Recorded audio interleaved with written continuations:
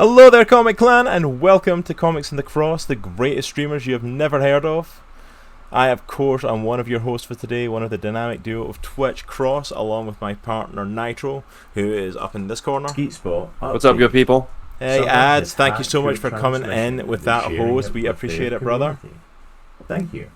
And as you can tell, we are not a duo for today's podcast. We are joined by a very special guest, good friend of the channel, Mr. Lockesteady, up in this corner today. He's just showing us all up with the freaking background he decided to bring with him today. Listen, go big or go home. What can I say? Showing us up with the green screen, man. Ad saying, who's that handsome devil at the top? I'm actually at the bottom of the screen, but you know, thank you though. Yeah, let's let those shout-outs cover up him. So. Yeah, I was going to say, like, I placed that shout-out wrong, didn't I? Oh man, that's hilarious. I'm going to move that over a bit so I'm not totally off camera when it pops up. I didn't plan that properly. Cameron, I'm here every Sunday, so I'm not exactly sure what you're trying to get at. But wow, I'm going to say, like, Nitro, should I just leave? Apparently everyone's here to see Locke today, apparently. I'm like, wow. I mean, you brought the thunder. What do you want? Skeet Spot up. There we go. There it is. Of the Comic Clan has been promoted. Smalls with the sub. Is coming in with a resub. Gracias. Continuing her time in the Stan Clan. Thank you so much, Smalls. We appreciate it. We know you're here for Locke, but nonetheless, we appreciate you resubbing to us. None. She at the very least has an excuse. She has an excuse to be here for Locke, though, so we can let that one slide. But yeah, we are here. Another episode of the podcast. We're actually hitting episode 40 today of the podcast, which is kind of crazy. Cross, I have to comment. You're getting quite a pop collection behind you. Yeah, I'm going to say it's like I'm really proud of you, man. I'm really proud of you. Yeah, I'm starting to show them off now. It's like, well, my plan originally was I'd love to have like statues and stuff behind me, but I don't have that many at the moment, and I've got more pops, so I thought I was going to stack the pops up for now until I can find something else to do with them, and it's just kind of stuck like that for the last little while. So, but yeah, it's not bad. A lot of people display them like that. Yeah.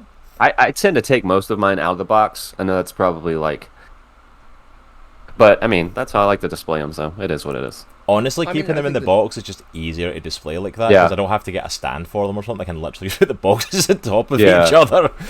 I mean, I definitely still have some in the box, just not most of them. Oh yeah, I mean, there's always some special ones you keep in boxes, you know. I think part of the distinction is when you say you collect pops, is do you collect them for dollar value or sentimental value? Yeah. Because if it's dollar value, then taking them out of the box is the biggest of no-nos. But sentimental value, if you have it because it's cool, I'm not gonna lie. How it looks best, you know. I'm not gonna lie. If you're collecting them for dollar value, then you probably shouldn't be doing that in the first place, because like you're not gonna get anything back for these. I don't know, man. People said that about Beanie Babies in the beginning. I know, but like I feel like even with the Beanie Baby thing, like even like pops are just so much more. Oh yeah. Like there are so many pops. Hey, Filth Free coming in with that raid. What is up? Approaching. Thank you so much, Filth Free. Nitro, can we get a shout out for Filth Free, please? Yeah, absolutely, man.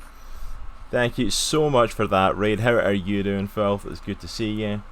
It looks like you're playing a little bit of Apex Legends. There is a new member of the Lexi coming in with that follow. Thank you so much. We appreciate it. There is so much freaking going on in chat right now. Welcome on in. We've got Sensitive Joy coming in. Love your face, Joy. Glad you could join us. We have got, well, chat is flying there. King Titan Atlas, another good friend of ours, jumping on in. We've also got Humors like Hey Filth. Isaac coming in there. Flipping heck. Dang. Co-op here, he was here earlier, but he's in as well. You can make a bank off of pops, actually. Highly collectible. Yeah, certain ones, Coop. So, Ad said those the horror. Are worth money. Yeah. Ad said the horror of opening a Funko. Yeah. You don't want to see my office. Like, it's littered with open Funkos. So, I mean, it is what it is. This is more like for display purposes, but honestly, I'm not big on the whole, like, keeping them as like collectible, valuable things like that. Yeah, like, that's not why I get Funkos. In fact, I barely buy Funkos. I have bought very few of these These have all been stuff I've either been gifted or won, like legitimately. Yeah. There's very few I've actually bought myself. Kind of small, I take all of mine out of the box and totally get that. It's easier to display them in the box. I will have to have her take a picture of the top of her computer desk and post it in your Discord. Yeah, It's absolutely. Just completely Littered. buried in- yeah. I was gonna say I've bought very few of my Funkos too, but then I realized my wife has bought me several of them. So by proxy, I've bought several of my Funkos. Yeah, kind of. You didn't go out of your way to buy them yourself. Yeah, Isaac's mine. gifts, saying, and that's what counts. Isaac's saying he can't stick around, hasn't caught the series yet. No problem at all, Isaac. We appreciate you lurking with us. Cameron says Locke might be a bit quiet. Yeah. Sounds good on my end, but I'll turn him up a wee touch. Sends up Joy saying, I'm glad you muted shout outs. Mine are so vulgar. Thank you for the shout out. You are welcome, Joy. If it makes you feel any better, when they shouted me out, the clip that popped up was from when I played Superliminal, and it was one of the first times when I was like completely all by my lonesome, and I was like, I don't know what I said in that clip. I am so glad that the volume is off. I don't need that to be my representation at the beginning of this episode. that's hilarious. So I turned up his volume a little bit. Let me know if that's okay for Locke. Let me know if Nitro's okay as well. Okay, I feel better. So it's a balance issue. Oh, okay, Yeah, got it. fine, but he is quiet compared to y'all. Not allowed to keep the boxes for Funkos anymore because I never knew he intends to sell them. It's true. We have very limited space, and I have this very bad habit of keeping the box for everything. I still have the box that my PlayStation 3 came in somewhere. Sheesh. Okay, Locke, you need to let go of some things, man. If you're still got the box the PS3 came in. I did. I got rid of a lot. Like, a lot. I even managed to get rid of a lot of the boxes for my collector's edition of games. Because a lot of them, for a while, it was like huge cardboard box, insert for statue, game case, nothing else. And so, like... Smalls was saying he wouldn't even sell his ROB when it was worth big bucks. I got rid of it. Then, what are you talking about? I told you to get rid of them because I could never do it myself. So I feel like I should get some credit. You do it. No, I did. I was like, I'm going to work. Please get rid of several of these boxes while I don't want to know what gone. happened. I don't need to see this. Oh dear. But thank you so much for everyone that's came in and joined us. This has gone off the rails already. I'm not surprised. Completely. 100%. It's okay though. That's what it's all about. Just give So me this is now a popcast, right? Yeah, podcast. pretty much. That was totally my fault. Just get me a steelbook case and an art book. I don't need anything else for my collector's editions. That was humour. Co-op saying, look, I understand sentimental value. Look, shout out covering cross reminded me of Monsters Inc. when you get it's covered by the circle sticker. Yeah, sounds about right. Alright, so we do actually have a couple of news topics for this week I did want to throw out to you guys just to kind of open us up before we actually delve into talking Masters of the Universe. Do it. Which, for anyone who's here and hasn't read the title underneath is, yes, we are talking Masters of the Universe Revelation. And we're going to spoil the crap out of it. Yeah, we're going to be doing a hope you watched Spoilercast on the first 5 episodes of it, which according to IMDb, there's going to be up to 10 as part of season 1. Is it up to 10 now? Yeah, it was like I think I didn't know that. I think it was like 6 to 10. Like it's meant to drop, unless I misread it, but I'm sure it was. I don't know when they're dropping. But there's going to be some pretty heavy spoilers like right away, so just a heads up to everybody. Oh yeah, there's going to be massive spoilers for this. Like, yeah, I just when you were like, "Hey, do you want to come on this?" I went and I watched it obviously, but then I also went to look it up and yeah, it's 10 now. There were only 7 slated when I looked, but now there's 10 slated. So they're meant to be 1. dropping another like whole half of this first season. So we are going to be reviewing this, but this is only going to be is like where it stops is like this is half the season. There's another half of the story. So we're basically reviewing the half season because there's not a release date for the second half yet, and we'll get into some of the controversy and find out if there is going to be a second half of the season that they drop. Thanks to Mr. Kevin Smith. What's interesting about that, and my parting thought on the episode count thing, is that when I saw there were 7, there was also an entry for season 2. And so now there's 10 episodes, but no season 2. Huh. So what if I they've cut wonder that if that back factors and into just- whatever you're about to bring up. That could be interesting if they've changed that. Then, like, hey, let's just Yeah, do we're a nice season and end it there. That'll be lovely. Let's just try to forget about. I'm joking. So we do have a couple of things that have happened this week I wanted to bring up just in news. First of all, we'll not get into the heavy one quite yet, because I don't want to delve too deep into the heavy one. I want to try and do some light stuff as well. We got the official trailer for Ghostbusters Afterlife dropped this week. What did you guys think of the trailer? Like, we got a kind of teaser trailer last year, and then it disappeared along with everything else thanks to the whole COVID thing, and everything basically being pushed off for a year. But we officially got a trailer for Ghostbusters Afterlife. So what were your guys' thoughts on it? Because I know you guys are Ghostbusters fans. Locke, I'll let you go first. Well, mine's going to be real short. I haven't watched it yet. You haven't watched the trailer yet? No, I kept meaning to watch it with Smalls, and because we do that, like when really cool trailers come out, we'll wait and watch them together. Oh. And in part, I had been waiting to watch it with both her and Not So Silent Bob and Raven Knight, but then they did not join us this weekend, and Smalls and I have been busy doing other stuff, and then I just plain forgot. And I know it's out, and I'm excited to watch the trailer as much as I'm excited to watch the movie, but I haven't watched it yet, so. And y'all can talk about whatever. Like, I'm not worried about the trailer getting spoiled. So, whatever your thoughts are, feel free. All right. What about you, Nitro? What did you think about it? I'm just saying over and over in my brain, please be good, please be good, please be good. So, that's it. That's all I have. It looks awesome. I'm a huge fan of Paul Rudd. But I just hope it. I heard Dan Aykroyd in the trailer. So, we'll see what happens, man. Yeah, I'm not gonna lie. I saw this trailer and I'm hyped for this movie. I think this is going to potentially be really good. We got a lot of the same stuff that we'd seen previously, like the kids in Ecto 1 and stuff, and we got to see like the new equipment of like the chair that shoots out the car and like the ghost trap that's on wheels that going after a ghost and stuff. We got a lot of stuff that was definitely hinting at a big bad.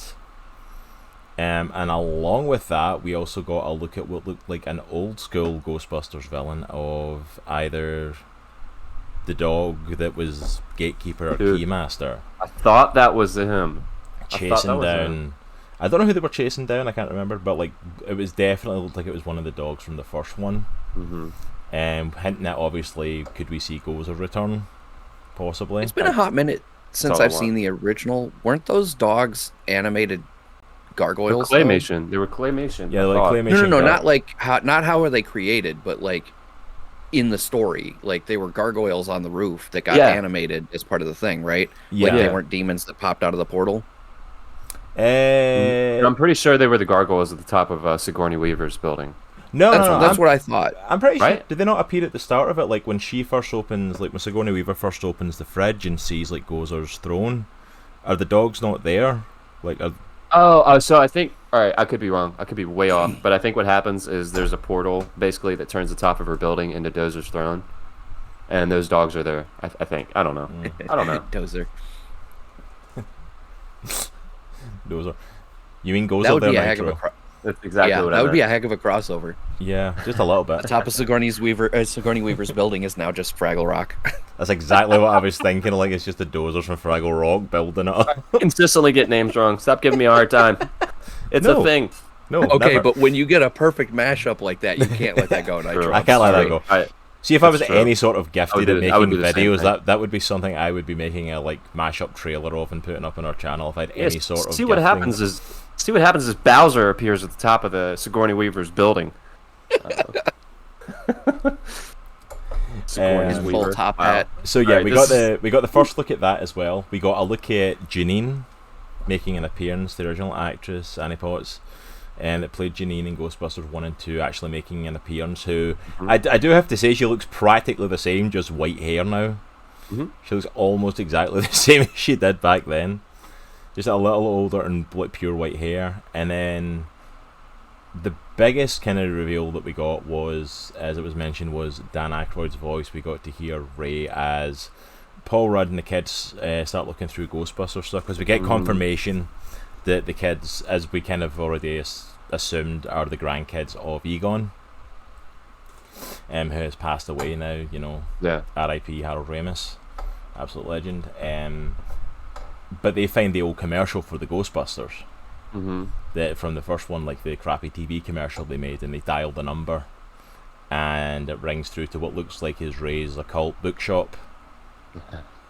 And you see him standing at the desk, like from here down, and picking it up, and tells them basically it's no longer active, they've got the wrong number, but it's definitely Dan Aykroyd's voice. Yeah, it definitely is. So we're going to get an appearance definitely of Dan Aykroyd and Annie Potts in this movie. Still no confirmation if we're going to see Bill Murray or Ernie Hudson, but definitely going to get at least one of the Ghostbusters make an appearance. Bill Murray better be in there. For what it's worth, they're both listed in IMDb as being part of the cast. Yeah, I mean, and it does not say rumored next to them, so I figured they would be part of it, and I'm like, if you're going to show up in the crappy throwaway roles that you did in the 2016 Ghostbusters movie, there's no way you're not gonna. You better actually show up as your characters in this one. Like you better just show up, even if it's just for a minute. Up, you don't even need to be in it for that long. But overall, I enjoyed the trailer. Overall, I thought it was really good. Looks good, man. And I'm excited for it. I mean, I'm a fan of the Ghostbusters movie. I love the first two Ghostbusters movie. Yes, I love the second one. Don't at me. I like the second one too, man. It's a good movie. It's enjoyable. It's like I love the second movie as much as I love the first one. I've loved them since I was a kid, so I am hyped for this. Yeah, I'm pumped. I just hope it's good. I hope they don't fumble the ball on just a beloved property. I want to very briefly share what popped into my head a second ago when you said you better at least make a cameo, and all my brain proffered up was Wolverine's cameo in X-Men First Class. Go up yourself. Like they roll up on Ernie Hudson in a bar. Just I would be completely satisfied with that. I am not gonna lie. Dude, that would be awesome. I ain't hunting no more ghosts. Dude, that would be hilarious. Do you know how they have, like, for PG-13 movies, they have, like, allowance for one F word? That should be it. That should be it. Ernie Hudson. That's it. Sitting at a bar. Oh, that's hilarious. Alright, so that was one of our big bits of news. Another piece of news, just a brief one to throw out there, is Ant-Man and Wasp Quantumania has officially started production this week. Which is weird, right? Because isn't that not supposed to come out until, like, mid-2023? Is it 2023? Is it 2023 that comes out? I can't even remember where that comes out now. Well, they bumped the schedule around a bunch in the last year. Yeah. So much stuff has moved around. Like, I'm having enough trouble focusing on all the stuff that's dropping this year, so goodness The optimist in me says they saw how good the gentleman who played Immortus on Loki did. Yeah. I forgot his name, the actor's name, offhand. But they saw how good he did, and they were like, all right, so people really like this guy, so let's try to get Quantumania out as soon as we can. Oh, yeah, Jonathan Majors, you mean? Yeah, that's it. Jonathan Majors. Yeah, because obviously he's going to be appearing back again. He's officially been cast as Kang and that. There's no spoilers. Yeah, I was going to say, my understanding was his original casting announcement was for Ant-Man. Yeah, for this, right? So, okay. Yeah. February 17th, 2023 is the release date, which I guess that makes sense. That's early in the year, though. Yeah, that makes sense, I guess, than them starting now. Especially with a lot of the stuff happening with COVID and the new strain of it and everything, they're probably giving a lot of time to get different stuff done, Hey Mallet, how's it going? So many people freaking out because the new Ghostbusters doesn't look like a comedy. But if I remember trailers for original movies, did it make it look like comedy? No, the original Ghostbuster trailers didn't look like comedy, and even elements of the actual movie are kind of more meant to be horror. They're intense. Like some of the stuff in the previous movies was intense, but obviously comedy throughout. But I would absolutely call it a dark comedy for sure. Yeah, like the second one went a lot more humorous and a lot more comedy, but the first one has definitely got a lot of dark and horror elements to it. I like the X-Men cameo in Deadpool 2 a lot myself. Yeah, that's hilarious. One of the best superhero cameos ever. They just shut the door in Deadpool when he doesn't see them.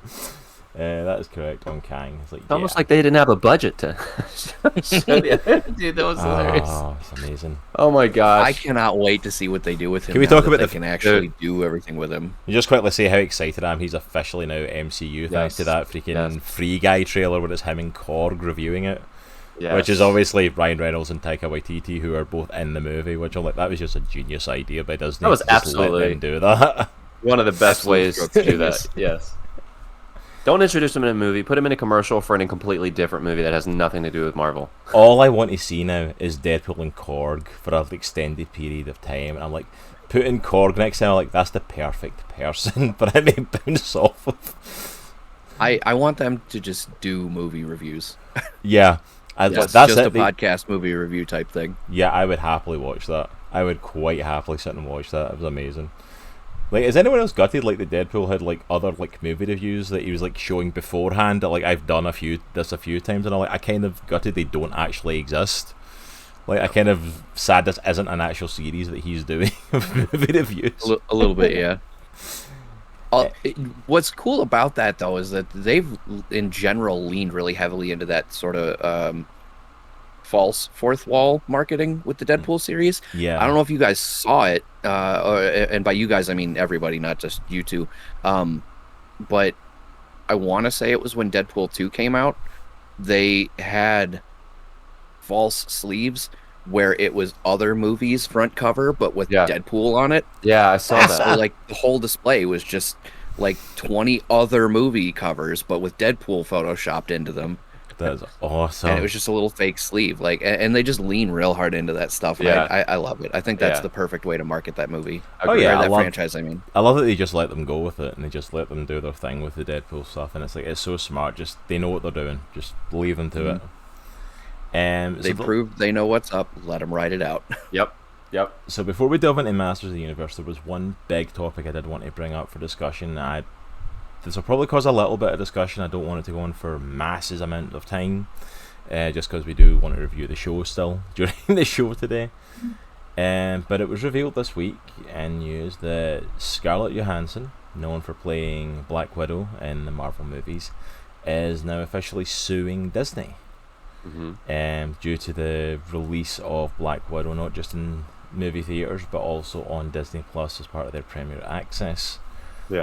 Basically with this being around the fact of like that her paycheck was based upon movie box office, and obviously they were infringing on that by releasing it on Premier Access where people could watch it at home, because that doesn't factor into the intake of people watching the movie and the movie box office take. This then escalated as well, with Kevin Feige apparently coming out stating that he was angry and embarrassed about the situation as well on her behalf. And then we got another report of apparently Emma Stone, who played Cruella in Cruella de Vil in the Cruella movie, that Disney did the same with, recently released it on Premier Access, is considering the same action, because like most of the movies coming out for Disney at the moment, they are coming out in the movie theaters and on Premier Access and Disney Plus. So she's apparently considering the same thing. What are your guys' thoughts on the whole situation of ScarJo suing Disney? For me, I think this is going to cause a snowball of other people doing the same thing, because I think I saw it reported that Gerard Butler is doing the same thing for Olympus Has Fallen. He's suing the producers for profits. So I think it's gonna be a snowball.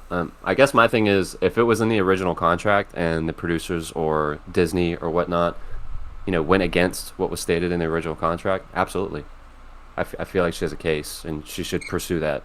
But if it's just a grab to get more money, then I don't know.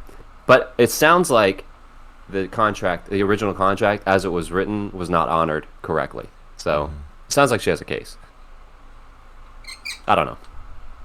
Yeah, I agree. And I know, Crush, you'll pop into chat at some point, but I'll say there's some chatter in chat. Also, I don't know why I'm pointing that way, like it's relevant to where the chat is. But the point is, like the sentiments are kind of echoed there. I think a lot of us really are kind of on the same page on that. Is like, if it's just a blatant money grab, especially in the face of why these things happened, then it's kind of a garbage play, and I don't really have a whole lot of support for that. But every ounce of, I say research, but every tiny little bit of looking into it that I've done has boiled down to the same thing, and that was the contract stated box office revenue, and it would be a box office movie. And if that changed, there would be a renegotiation to deal with that.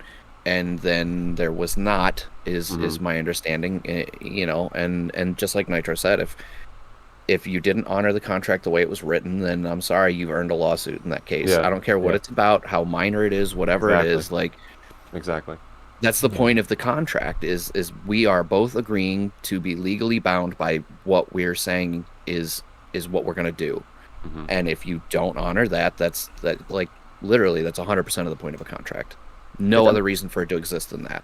Yeah. It's a pretty big deal that Kevin Feige is coming to her aid, like backing her up on this. It's a pretty big deal. And I had not seen that. I'm actually really happy to see that, because the one thing that I did see was that Disney fired back as a company, saying that it was gross of her to be doing this given why everything happened. And it's like, okay, like, again, it depends. Like, is this over a contract dispute, or is it because she felt underpaid? And to a small degree, I would say if she felt underpaid, that's also sort of deserved, because her comparative salary to the rest of most of her Avengers castmates has not been great.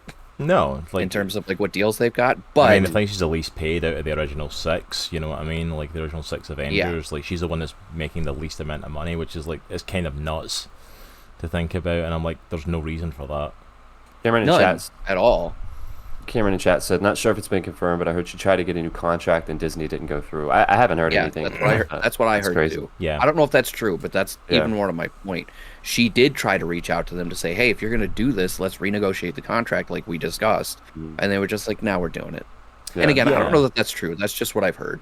But that's the thing, is she did do that, and it's like, it's a case of like Disney firing him back and saying, like, you know, because of the whole pandemic thing, it's like, well, yeah, the pandemic did happen and everything was quarantined, everything was put off and all this sort of stuff. Premier Access on Disney Plus wasn't a thing until the quarantine happened, and all this sort of stuff. Like, yeah, that's all true. But that's why there's a clause in the contract of renegotiate. Like, okay, we're in a quarantine now. Things have changed. Things are happening that haven't happened before. Let's talk this through. You're not going to get as big a box office, because even if we do open it in the cinema, there's no guarantee as many people are going to go. You know, and it's like, it's not a case of how much money she's making. It's like, because like, I think she still came out with like something like $20 million odd dollars, you know, which you know, it's not a small. I mean, it's not a small sum of money, but like, that's not the case. The point is exactly. Like, the point is, like, no, you had a contract with her. Yep. Yeah, and I see. You know, regardless if it's making $5 or making 20 million, you had a contract, and it's like, you need to renegotiate that if this situation has changed. Yeah, I see a lot of people online saying, like, she got a ton of money, isn't that enough? But that's really not the point at all. Like, that has nothing to do with it. The point is somebody breached a contract on both ends, and that needs to be addressed. And here's, I think, the biggest, from my perspective at least, the biggest reason why that has to be what we all focus on in this situation is because, just like you were saying in the other direction, Nitro, it's going to cause a snowball, depending on how this shakes out. Oh, absolutely. Because if we look at it and go, well, it's a pandemic, there were mitigating factors, she really needs to just calm down. That means from that point forward, we have spoken as a society to say that the producers can just do whatever they want as long as they've got some sort of mitigating reason to say, well, we had to do it this way. And that's what I meant when I said that's 100% of the point of the contract, is that we agreed to these terms. If those terms need to change, that's fine. We can have that conversation, but we need to have that conversation. It has to happen. Yeah, it sets a precedent either way. Yeah, and who's to say that Scarlett Johansson, and believe me, I'm not saying she would have, let me get that out of the way up front, but I'm saying she was not given the opportunity to do this. Who's to say that she wouldn't have gone into those negotiations and said, hey, I'm fine with doing this. I'll even take a small cut to make sure that everybody else gets what they're supposed to get too, because you know she's not the only one whose pay overall was factored on that box office. That's why they decided to release in the Premier Access, because they had to get everybody paid somehow. You know what I mean? So who knows where her position would have ultimately been, but the fact was she wasn't given a seat at the table when they made that decision like she should have been. Yeah. And that's not okay. And not to mention the fact of, like, it's Disney. It's not like you don't have people that monitor this stuff, that could reach out to her, that could negotiate that. Like, the size of this organization, this company, this titan, it's like, that wasn't something that was slipped through the cracks. That was something that was intentionally chose to go against. Like, there's no way that just slipped through. Yeah. No. Yeah, the sheer number of people that have to review their contracts has to be mind-boggling. There's no way it's like one lawyer in a back office somewhere that nobody talks to unless they're saying something about a contract. Like, it's a team for sure. Small says in chat, what irks me about it is Disney is saying she's being irresponsible in the time of pandemic, but at the same time, they had no issues reopening parks during the pandemic, so they don't have any room to use the pandemic against her. Yeah. I agree. 100%. All right, let me try and catch up with Chai because we've had a lot of chat going on during that, and see. Mal was saying when I first read it, I was upset that she would do that, but then when I read about it, it was definitely a breach of contract by Disney, and they had to change and redo the contract before putting it out to fix it, but didn't. Not saying it's because not saying because of gender, but they didn't do that to The Rock with Jungle Cruise. Fair point. Jungle Cruise just released, and I bet The Rock got paid what he was meant to get paid. Let's put it that way. Co-op agreeing with Nitro's points. Cameron saying not sure it's confirmed, but I heard she tried to get the new contract, and it didn't go through. Kind of smallish. What worries me about it is it Disney saying yep, you read that one. Cop saying Disney as a company is terrible and they need to be stopped. Yeah, good luck with that. They're way beyond being stopped at this point, I think. They're basically their own government. Cameron's saying apparently Emma Stone is considering pursuing a lawsuit over Cruella as well. Yeah, over the Cruella de Vil movie. Like, she's planning the same thing based on it because same thing happened to her. Disney also hurting movie theatres, and they don't care, especially smaller theatre chains and ours. Oh yeah, they don't care about hurting movie theatres. It's like that because that's why the Premier Access thing is there. It's like if you pay the, what you're going to do, go and give them a cut of the box office and pay $12 at the movie theatre, and they'll get a small cut of that. Or go get it on Premier Access for $40. And I honestly think this whole conversation rolls up into a bigger conversation about how we want to consume movies moving forward as a society. Yeah. You know. Yeah, I'm not gonna lie. I thought the stuff that happened during the quarantine, I figured the movie theaters for the most part were dead. Yeah, I did too. And I still feel like a lot more we're gonna close. Sad. I still feel like we're kind of heading in that direction a little bit. But like just with so much streaming stuff that's out there now, it's like movie theaters. I think they're going to be around for a little bit, but don't be surprised if we start seeing less and less. It's like just because it's not going to be a manageable thing in today's world of stuff, you know. Yeah, and you look back at movies like over the past several years and see like box office numbers like for Marvel properties in like the hundreds of millions of dollars over a week or two. That's just not going to happen anymore. Like that's going to change, so they need to figure out a way through that. So, yeah. That's going to be one of those things that I think is going to wind up being a generational topic for us at some point where we're like, well, when we were kids, we all sat in a big room in the dark together. Yeah, yeah. And people are going to be like, that's so weird, Grandpa, get out of here. I really hope that Grandpa, doesn't go and away, take your man. meds. You know? There's just something, there's something, because I grew up, it was just me and my mom growing up. She was a single mom, so our thing was going to the movies. So that has like, it's a very like emotional thing for me. I know it's something weird to get emotional about, but like going to the movies, sitting with a group of people, having a communal experience, you know, eating and just experiencing that together. I really hope that doesn't go away. I really hope it stays around. It just in some shape or fashion, you know. Yeah. I will say I don't at all think that's a weird thing to get emotional about, even though I don't have the same type of connection to it. Yeah. I feel like movie-going experiences can be extremely emotional. I have never in my entire life had a better movie viewing experience than when I went to see Endgame the first time in theaters. Because that moment with Cap and Mjolnir and the moment when the portals opened, the crowd I was with, and I'm normally a shut up, I'm watching this kind of guy, but in both of those instances, the whole theater went just absolutely bananas both times. Yeah. We were sitting next to each other in our theater when that happened. Yeah, Cross and I were sitting right beside each other. And that's probably the best movie experience I've ever had in my life. Like, that whole theater was in agreement of the moment we were experiencing together, and like I've never experienced that before in a movie theater, and honestly I may never experience it again. It was one of those things. You felt the ground shake. Like, I know that sounds weird, but it was that intense. It was awesome. It was so cool. That moment when he picks up Mjolnir, like the whole place had this like gasp at the exact same moment. I may or may not have screamed out an expletive at that time. You know, I don't know. I was sitting next to him. He definitely in the heat did. of the moment, some things happen. Who knows? But that's what I mean. Like, that's something that's I think it's important to us, but I don't know if that will carry forward. You know. As a Yeah. small aside, I think cross to your statement, I don't think I'll ever experience that exact thing again, simply because that was the payoff of over a decade of build up. You know what I mean? But it's sad to think that the next few generations might not get that chance. Like, because I'm sure the generations before us with movie theaters and stuff, and they had moments like that. You know, like what's going to be that next big pop moment that builds up to something? Because Marvel came and did something different. I'm like, but yeah, someone's going to come and do something different again. There's going to be an experience for everyone again. And it feels like you're not going to get that though if everybody's just sitting streaming their stuff at home. You know what I mean? It's like it's not going to be. I the have same a massive experience. TV and a nice sound system, but it's not the same. It's not the same. Yeah, I mean, like I've got my TV set up in here. It's like I could have a good experience watching something, but when it's a moment like that, that's been built up for like 10+ years to those share that exact with moments, people. it's like it makes it totally different getting to experience it in person. Yeah. Agreed. It just does.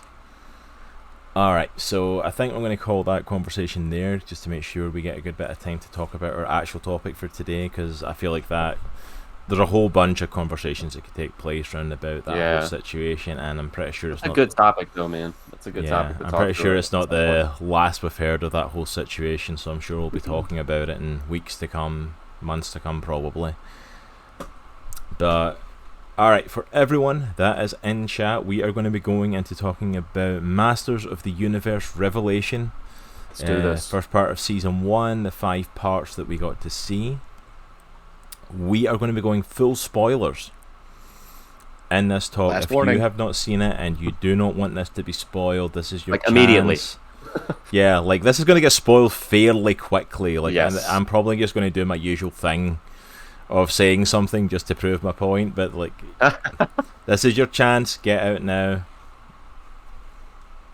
All Let me right, do it, please. I want to do it. you want to do it? You want to? Yeah, I'll do it. All right, so countdown. 3, 2, Two. last chance. 1. 1. All right. He-Man gets murdered twice. All right, let's go. Yeah. Well, once and a half. Okay, once and a half. They don't officially confirm he died the second time, but they basically open this show and end the show with the death of He-Man. Yeah. All right. Hey, all right. Before we get started into this, I kind of want to like, what is your guys' experience with He-Man like growing up? Yeah, That's one. like So a we little can like starting get some point. context going into this show. Yeah, because Locke, you want to go first? Yeah, because Locke kind of like when he first saw the trailer for this pop up in our Discord, it's like Locke was a guy that I saw going crazy for this, and like so that's why I had to invite him on here to talk about it, because this man was ready for this show when he saw the trailer. Yeah. Okay. My response to that trailer was twofold. I do want to. I'm going to steal your shtick for 1 second, Cross. Humor in chat. Stop. He was already dead. Made me laugh. Okay. Anyway, so He-Man. I grew up with He-Man. It was a big thing when I was a kid. I watched all of those shows: He-Man, G.I. Joe, Transformers, Thundercats. All of them. Even She-Ra to a lesser extent as a kid, but. And I do want to bring that one up at some point, so prepare yourselves for that. But He-Man, like, I grew up with it. I was real big into it. I had a rideable Battle Cat Nice. that my grandmother bought me. Like, I say full size. I was a kid, so, Yeah, full size for a relatively, kid, though, is like... yeah. I broke it a lot because it was inflatable, and I was a kid. But no, I had that. I had the sword. I had a ton of the toys. Like, I loved He-Man.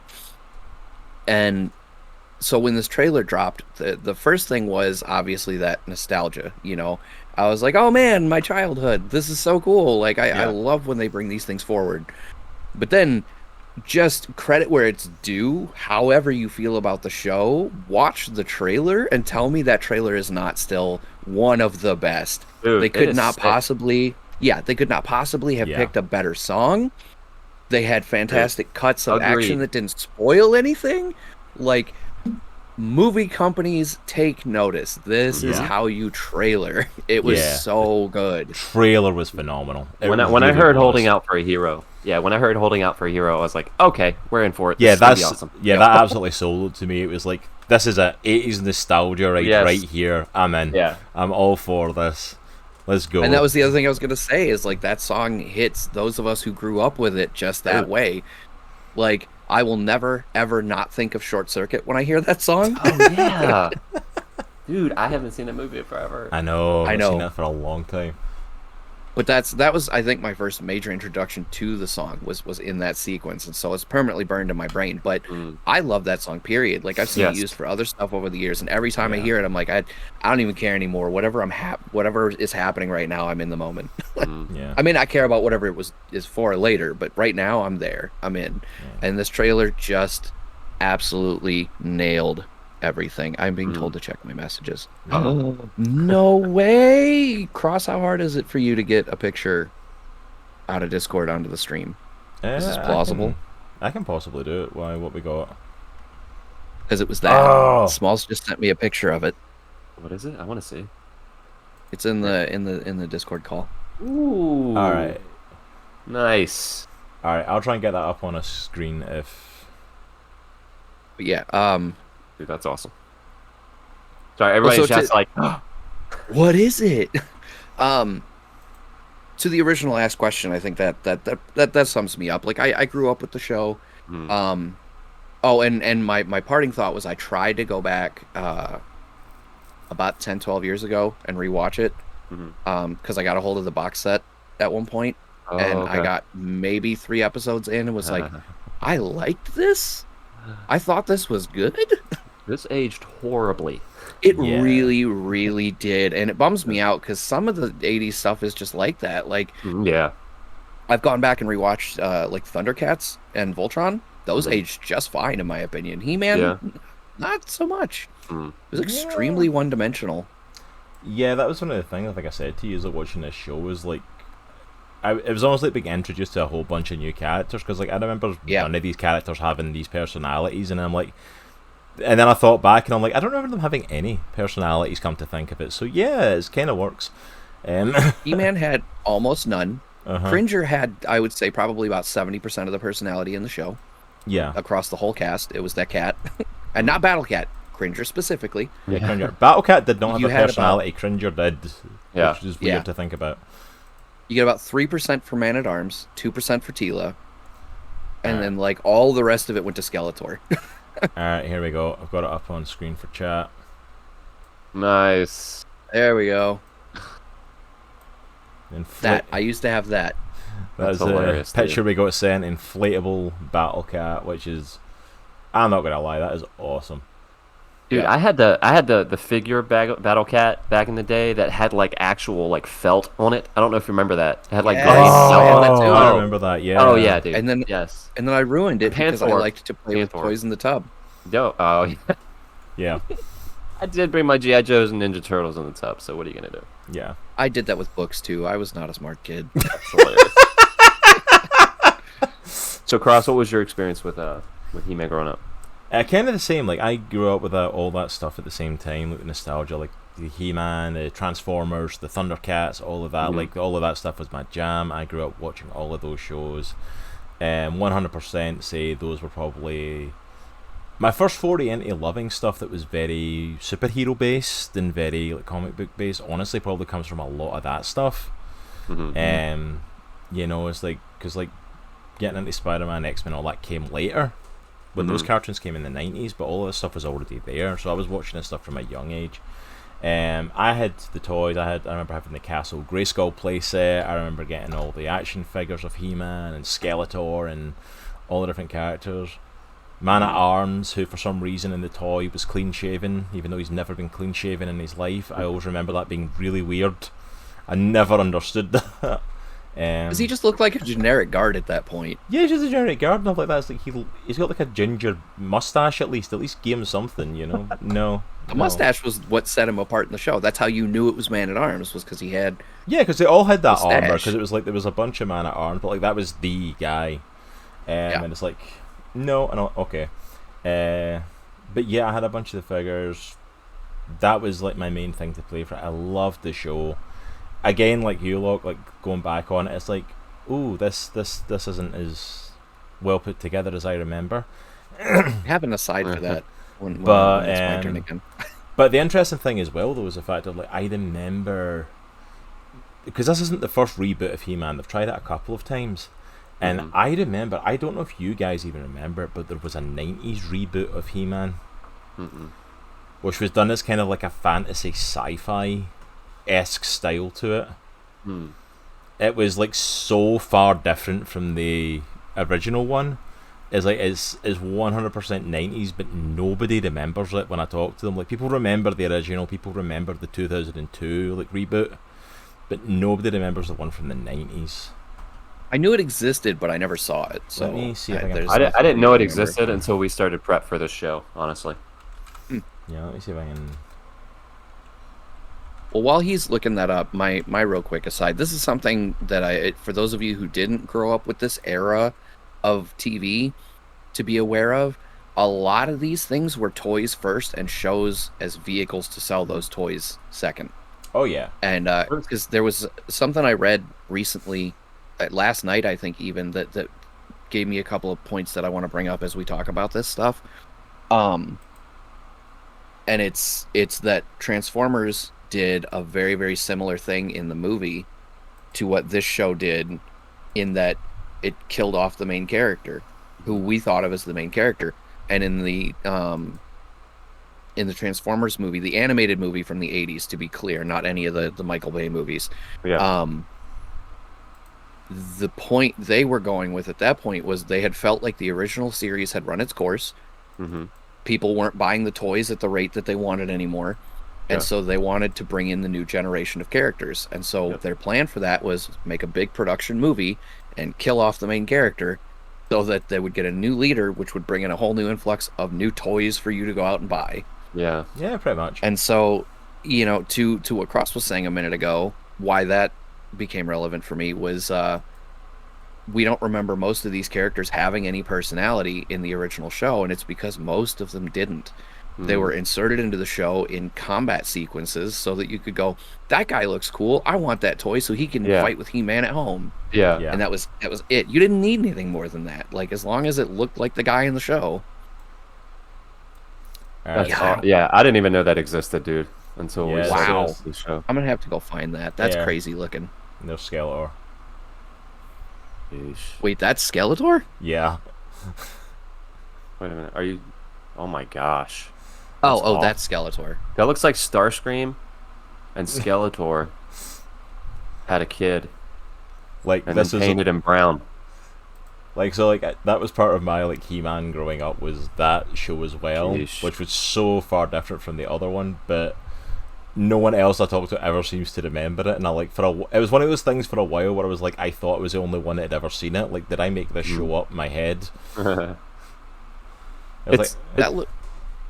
It's funny you mentioned like... Go ahead, Locke. No, go ahead, man. You sure? Yeah, go ahead. Going once? Okay. That Skeletor looked like the Punisher, and Lord Zed had a baby that got painted by the Joker. And then Starscream had a little... Well, and he was wearing Starscream's head as a trophy. There we go. We got to fit Starscream in there somehow. Yeah.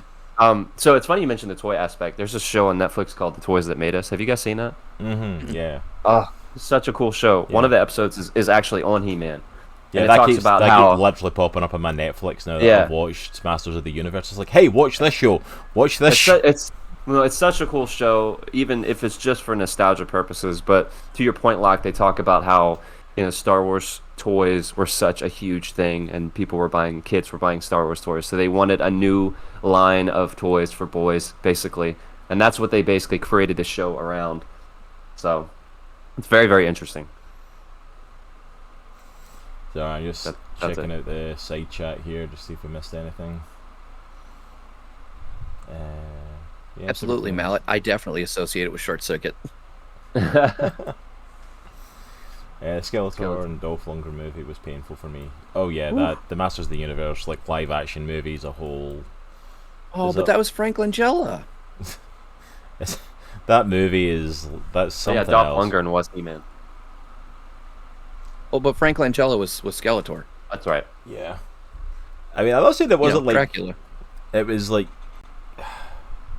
I wanted to like that movie so much as a kid, and I watched it. And I'm like, what is going on? Why are we in the real world? Why is he talking to Courtney Cox? Why is that a thing? Wait, I did not know that dude played Skeletor. Holy crap! Yeah. Good grief. That's awesome. I had no clue. So yeah, I think it's safe to say we've all got a fair bit of nostalgia with He-Man. We've all grew up fairly well with He-Man, so Yeah, I mean, I think for me, did like that movie. it has a soft spot, just like Labyrinth and all that. Oh, yeah. Waldorf So for the win. That's all I'm saying. So when He-Man came out, I was like less than 1 year old. So, but my brother was 8 years old. So I lived vicariously He-Man through him. Like I had the toys. I remember specific episodes and all that stuff. But I didn't grow up like necessarily watching it per se. I saw episodes here and there, but it was mainly for me the toys. So this was kind of a reintroduction for me of He-Man. So yeah, but I definitely remember playing with all the toys. All the awful villains that they made for the one-off toys. Did you have a Stinkor? I don't remember. I remember one with a snake. He had a head, or he obviously had a head. He had 3 snakes as a head. There was a dude with a claw for a hand. Yeah, there was just a ton of them, man. all right. So So, the Stinkor I make a quick joke about to close out the connection of the toys real quick. Stinkor is funny to me because, terrible villains, that toy actually stunk.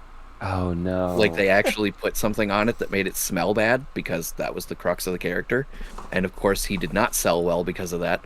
And the other one, they actually cracked this joke in the first episode with Moss Man. Because again, spoiler alert, they kill Moss Man too. Yeah, they killed quite a few people. Yeah, and that we talked before the show that we still had some issues, and that is one of mine. And so we'll get to that, I'm sure. But Moss Man, after Skeletor kills him, he goes, smells like pine. The toy smelled like pine. Oh, That was a specific call to the toy. is that what that was? Okay. oh my gosh! Yes. Dude, that's hilarious. Okay, that makes sense now because that was such a random line. It really Yeah. was, dude. Yeah, that happened, and I was like, what? So after I finished the first episode, I went and I did what I always do, and I read all of the trivia I could find, and that was one of the things they were like, this line was inserted because the original toy actually had a pine smell. Okay, that makes sense it's now funny. because that was just random otherwise. Yeah, it was a very weird thing, because what smells like pine when you burn it, really? Yeah. But either Let's way. mention the fact of and- like you're a skeleton. Can you smell? Have we established if you can even You smell? don't even have a things? nose, Voldemort. So my last thing, and then I'll stop interrupting for a little while anyway. All right, go. Alan Oppenheimer was the voice of Mossman in this episode. He was the original voice of Skeletor among several other characters in the original show. Dude, that's awesome. So That's Skeletor awesome. killed himself. That's awesome. Oh, thank you. Well, that's another Okay, thing. I'm out. That's another thing to say about this, and we'll get into it as well. Is the voice cast for this show was actually quite phenomenal. There's amazing Agreed. voice Oh, cast. yeah. for it. I will say, I think there's one exception. I did not buy Sarah Michelle Gellar as Tila. It was a hard sell, but I was not as the on show board. went on. Everything else I was cool with. Even Kevin Conroy as Merman, I was okay with. That But like shocked me when I read it afterwards that was who done the voice of Merman. I was like Kevin Conroy, and I'm like, oh my goodness, they got him in as Merman. I'm like, okay, Batman and Joker had a show off on the boat. I know. Showdown on the boat. I'm like, okay, apparently that's what we're going for. Like, Did you catch Alicia Silverstone, No. who was Alicia Silverstone? the Queen? She was He-Man's mom. Oh, really? Was she? Wow. Yeah. Oh, I did missed not that know And then one. of course, D. Bradley Baker was, or not not Bradley Baker. Oh my gosh, I can't think of his name. Well, Kevin Michael Richardson was Beastman. I remember that one. I'll throw that one out there. Yes. Yeah. Yes. I knew that voice sounded familiar. Yeah, I mean his voice is very distinctive. Yeah. Didn't he play Joker in He an did. animated movie, right? Yeah. In one of them, yeah.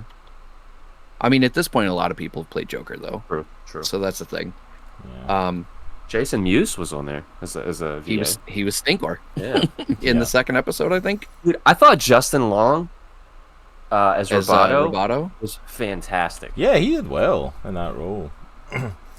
Okay, so I've got the cast list here, just since we're jumping from people to people. So we had first Chris Wood playing He-Man himself. Chris Wood, most people in the geek community will know him as playing Mon-El in the Supergirl show.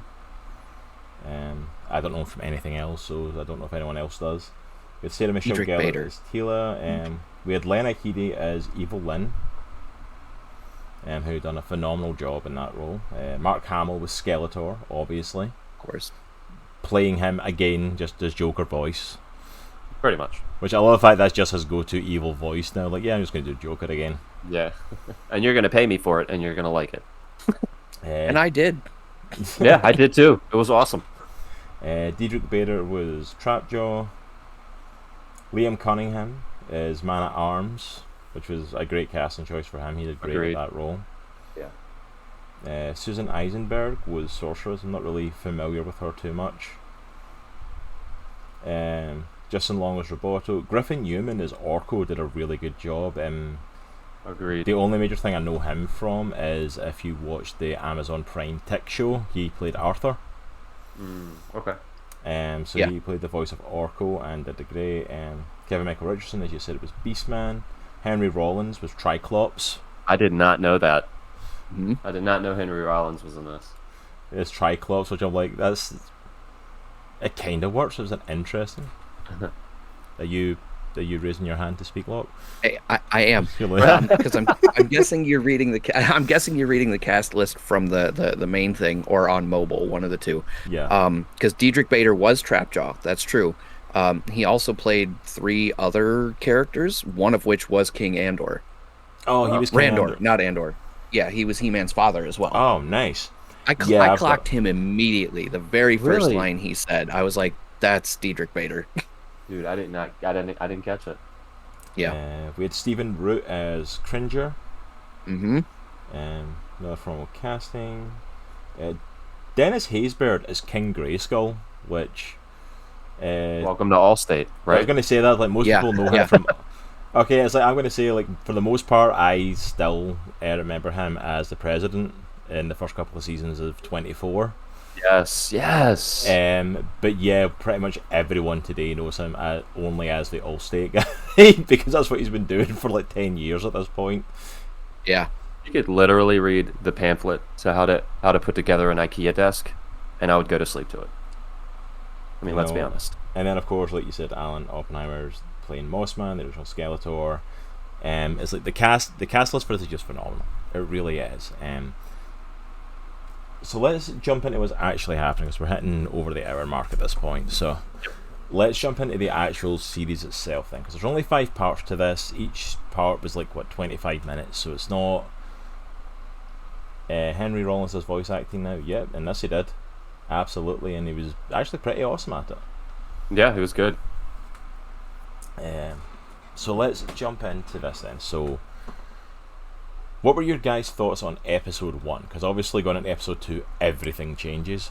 So what was your thoughts on the opening episode of this then?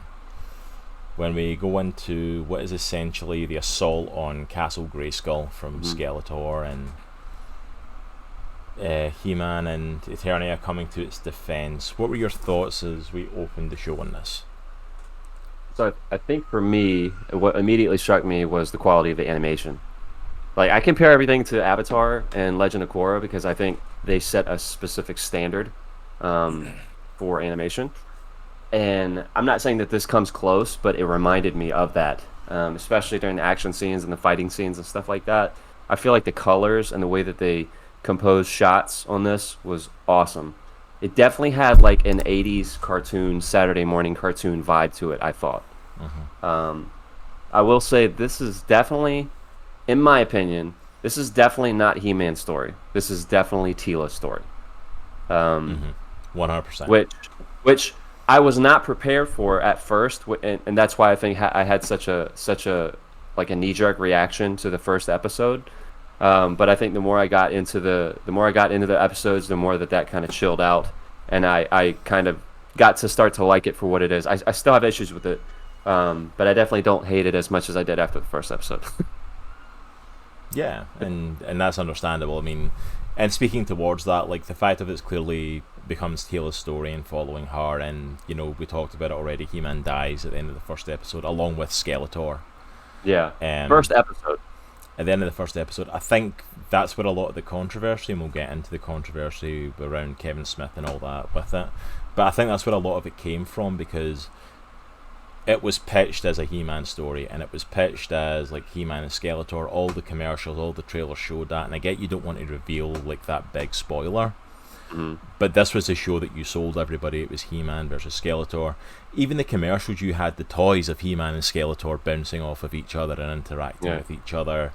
You set it up as this 80s nostalgia throwback to He-Man, and it's like, and then you basically went, oh yeah, it's not about him at all. Actually, both of them are dead. They're not even here. Well, I think to compound that, like, Kevin Smith came out and, confirmed this is not Teal's story. This is He-Man's story. But I mean, again, we're only halfway through the first season, right? So some stuff could change. But based off what I've seen, this is definitely Teal's story. Yeah. Yeah. And what do you think of the first episode, Log? What's your kind of take on it and stuff? I felt like the first act of the first episode did a really good job of bringing people in who either never saw the original show, or maybe those of us who know that we saw it but didn't really remember much of it. They kind of reintroduced us to the general cast in a very, very quick but also very clean way. It didn't feel forced or thrown at me, I didn't think. And so like that was nice. You got the quick establishment of this is your world and these are your players. And then, of course, the second act was very action-heavy, and I think that relied very heavily on the art, to what you were saying earlier, Nitro. I feel like they did a fantastic job of keeping the general 80s feel, because everything kind of had that dark, sort of watercolory feel, but it was still very, very clean and modern-looking at the same time. Yeah. I think it kind of hit that line right in the middle almost perfectly in the animation sense. Yeah. And I felt like the action sequences actually were probably some of the best in a 80s revival that I've seen, because it didn't lean very heavily into the same kind of crap that we got as kids, where it was like the weirdly copy-pasted hundreds of soldiers out in a distant battlefield with the pew, pew, pew. Yeah. Nothing was actually happening. Like, they had very tight segments where, like, Man-at-Arms jumped on the thing with... I can't remember who it was. I want to say Beastman. No, Beastman was later. But the point was, like, he jumped on the thing and, like, knocked the Trapjaw. Knocked Trapjaw out and then crashed it into the other guy, and then we cut to something else. Like, we had these spots that were very clearly planned and put together. And I'm like, okay, I'm feeling this. You've got something specific you want to show us, and you're just, here it is. Now let's move on. And so I felt like the pacing was really solid at that point, and then we get into the third act. And it slowed a lot down because the whole, and I say third act, it was a 23-minute episode, so the acts are very short, but it was still, very clearly divided into those three segments, and so we get to the last one, and it's very much a lot of exposition. Yeah. Because Skeletor was like, I'm not here for this, I'm here for that, and you don't know the real secrets, and so, like, we got to that point, and I was like, dude, I'm so invested in this. And then we hit that moment, and I was like, I'm even more invested now, because how in the heck do you pull that trigger at all, let alone at the end of the first episode? Yeah. Especially because, like, it kicked that moment off by being like, this ain't Kitty He-Man. He-Man stabs Skeletor. Yeah. Yeah. Like, he and it has blood on his sword. He has blood on his sword. Yeah, I mean, it was purple, but it was still blood. Yeah, like he clearly runs him through and kills him. Like, he's done. And I feel like the line of dialogue right there perfectly hit what I felt in that moment. Like I said, I realized, like, this is not the kid He-Man I grew up with, where, like, just like the Ninja Turtles later on, like, you're not allowed to actually, cut people or hit people with the nunchucks or the staff. Like, you can have the weapon, but it's implied, not explicit. Yeah. And then in this, like, he stabs him, and what does Skeletor say? Do you guys remember? I don't. No, I've completely blanked. You finally used that sword for what it was meant for. Oh. Now, in that exact second, I was like, for stabbing? I mean, like, obviously. Yeah. And what he meant was, it was the key that unlocked the thing. Yeah. And so it was another one of those great moments where the line of dialogue both kind of, for me, branched where we were into where we are. In I grew up with this as a kid. I'm not a kid anymore. Mm-hmm.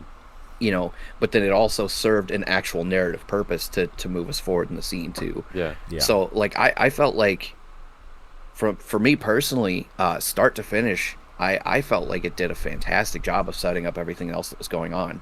And I know you guys have both kind of expressed that your knee jerk was like, well, this is stupid. Did you kill He-Man in a He-Man show? I just thought it was a bold choice.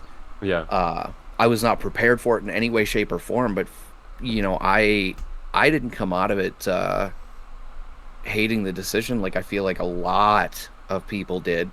Mm-hmm. And I feel like the fact that you guys finished up the show kind of shows that it went differently for you than a lot of those people, because I feel like a lot of people hit that moment and checked out. Yeah. I think a lot of people did turn off after that moment, and showing the controversy that kind of came out round about it, a lot of it is based around that reaction to that first episode. Yeah, I think a lot of the response that you're seeing to the show is not necessarily to the show, but it's to Kevin Smith and the way that he's reacting to some of the quote unquote criticism that's going around. He didn't help the situation at all. No. See, really I'm really interested to hear you guys explain that, because I watched the show and that was about all the prep I did for this. I have not seen anything coming out of Kevin Smith other than I saw one quote of him saying, anyone who's bashing this show didn't understand He-Man. No, he told the people who were he told the fan base that was being extremely vocal about it. He called out two YouTubers specifically, but he basically said to go F yourself if you don't like what we're doing with the show. Yeah, I think those were his words verbatim almost. Yeah, told the fan base basically to grow the F up. Yeah, that was it. And it's like, and that kind of created a whole interesting conversation with us with this, because it's not the way to approach it, I don't think. No, it's like, let me give my kind of take on the first episode, and then let's jump into the controversy a little bit, because this comes from basically the first episode. So this is the point to address this, because none of the controversy you're really going to hear comes from what happens next. It's all basically based around this. Yeah. The first episode, again, is kind of same with you guys. I absolutely love the animation. It continues throughout the whole show. It's some of the best animation I have seen. They did not spare any expense on this. They put as much money as possible into that animation to make it pop, and they did a phenomenal job with it. Yeah. I feel like the dialogue was kind of back and forth for me in this episode especially, but it also happens throughout the show. There's some really good bits of dialogue and some really interesting bits that definitely work. Where there's definitely moments that are written well, that really hit impactfully, that really are like little tips of the hat to the audience, or really great character moments. And then there's bits that are written that are definitely like written like, really, that was the dialogue you chose for that? That was the direction you went with that? Like, okay. But for me in the first episode, I felt like there was this really great juxtaposition that they just couldn't seem to meet for me, of trying to play into nostalgic 80s like show that they kind of put in the trailer, as if showing like, look, we're doing the nostalgic 80s thing, but also look, this is a modern thing. We're doing this modern He-Man, and I felt like that first episode they really struggled to marry that together sometimes, because it went really corny, cheesy 80s into something completely modern, different feeling, this ain't your grandma's He-Man sort of esque thing, and it didn't quite match up, and it's like, and that changed obviously going into the later episodes, like that feel, because they clearly went for the new modern thing and the new storytelling. I feel like they were trying to do both in that first episode, and I don't think they managed it well. I felt like they either go with what the trailer was doing and make it that completely 80s nostalgia fest type of show, or just go balls to the walls completely. This is the modern take on it. Yeah, this is the new take on He-Man. This is what we're doing with it. It's going to be different. It's not going to be exactly what you expect, but you know. I feel like, to your point, Cross, like I feel like in the promotion leading up to it, the trailer, which we talked about, even comments from Kevin Smith, they were pushing that 80s He-Man vibe they were pushing that this is kind of what it's going to be like, and they were like, come on, come watch this show. It's going to be like everything you remember. And I'm not saying that my initial reaction is warranted or validated or whatever, but it's just like once that first episode ended, I'm like, oh man, yeah. I think that was just like the initial thing. I think that's the thing, is like when you're going to, it's not necessarily a bad thing to present something like that and then flip it on its head for everybody. Exactly. And give them something like, whoa, I didn't see that coming. But it's a big move to do that, and you have to be prepared for it to go wrong. Yeah. And well, that's just like, and that's kind of like what I was going to say with the controversy for this, is like the whole way that I think for me what made this worse was like not the show itself, but was Kevin Smith's reaction to people. Telling the fans to grow the F up, and this is the direction, like, oh my goodness, you all thought I killed He-Man. Did you really think they were going to let me kill He-Man off, and it's their show, this is their big property? And I'm like, well, yeah, the thing's not had a decent bit of property out in about 20 years. I don't know what they agreed to. Yeah. We just know that you sold us in a He-Man show and then killed He-Man. Yeah, pretty much. It's like, but that's the thing, is like, especially coming as a content creator ourselves, we are all Twitch streamers, we are all podcasters, we are all... And whether you do what we do, whether you create TV shows, whether you're on YouTube, whether you create music, whether you create cartoons, whatever you do, if it is meant as a medium of entertainment and you're putting it out there to an audience, you also have to acknowledge the fact that your audience has a right to respond how they wish to respond. That's part of putting out content creation. Yep. It's like, if people, just because you put hard work into something, people do not have a necessity to like it and to give appreciation to it. That's part of doing it. That's part of being a content creator. You put your heart and soul into something that no one could care about. But just remember how fans reacted to when Optimus Prime died. Taking it back to what we were talking about earlier. That was not well received, like, in general. And they had to backtrack a little. That's why they brought him back. That's why they retconned it. That's why the next season they brought him back to life, because it was like no one was happy at that decision. Yeah. So like you said, Locke, though, like I'm totally cool if creators want to make these bold choices, and I think a lot of times it works. But the thing is, like, where you pick up from after that choice, you need to handle it appropriately, and not necessarily in response to fans. That's one aspect. I'm just talking about the property in general. You have to elevate it to another level. If you're going to take this original concept that did very well and you're going to kind of switch directions, I feel like there's a responsibility to elevate it now to something else. Yeah, and I'll say, obviously, as we're going to discuss the rest of the series, there will be, more to say about it. But I feel like the first thing I want to say is that I kind of agree, at the very least, with the idea that in the immediate moment when that episode ends and He-Man and Skeletor are both dead, I did have that brief moment of, well, you just pulled the rug out from under me. This is not the show I was pitched. And like I said, for me, I was just like, well, that's bold, though. Like, you gave me something I never would have expected out of something that, to a certain degree, I, on my own, made the decision to come into with an expectation. Yeah. Like, I knew He-Man from growing up. Yeah. And you pitched me a new He-Man show, and that was it. And I filled in it will be more of that on my own. True. And I think a lot of us did. That's fair. And so it's not unfair that a lot of people had that pulled rug moment. You know what I mean? Because that really, whether they intended for us to get that from it or not, that doesn't change that that's what we got from the trailers and the pitch and the announcement is we're getting more He-Man, and then you killed him, and it's like, okay, well, there's no more if he's dead, and I feel like to what you were saying about you have to handle it a certain way after making that decision, and especially differentiating the two, like your reaction to the fans and what you've done with the property. I feel like, at least for me, for how I felt about the rest of the show, especially by the time I was done, one was handled very well and the other one was very not. Yeah. I feel like if he had just let the show speak for itself, we probably wouldn't even be discussing it, obviously. I agree. You know?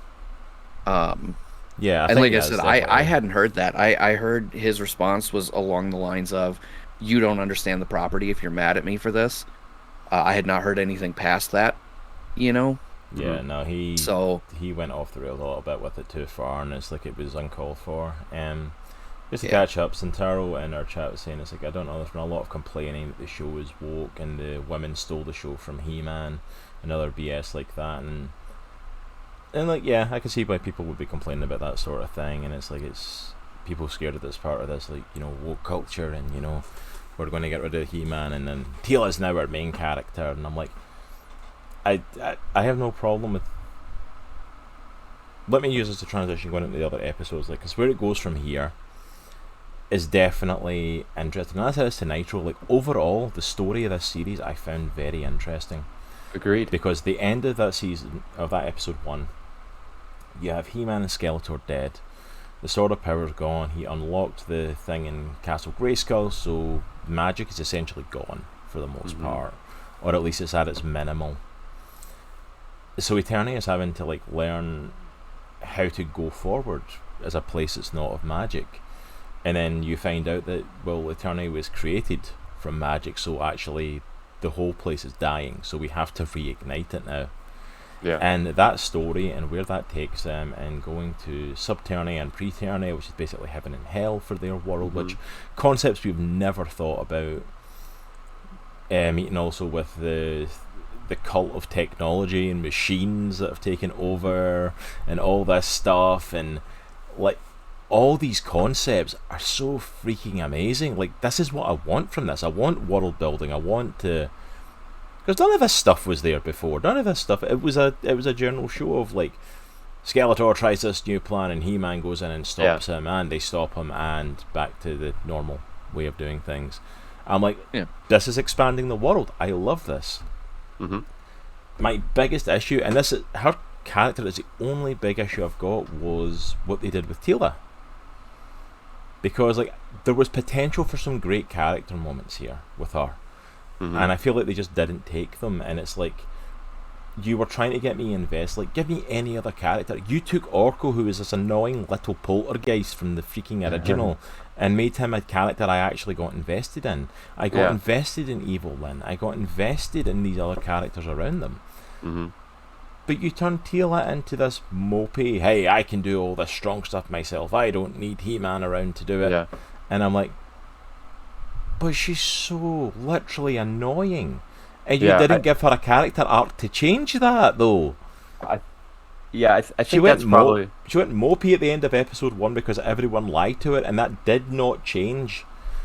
Even when you get to episode 4 and she goes to Preternia, and she's literally standing in front of her dead best friend. Yeah.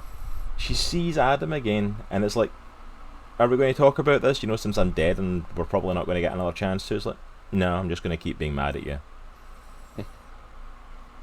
And he goes, but I died.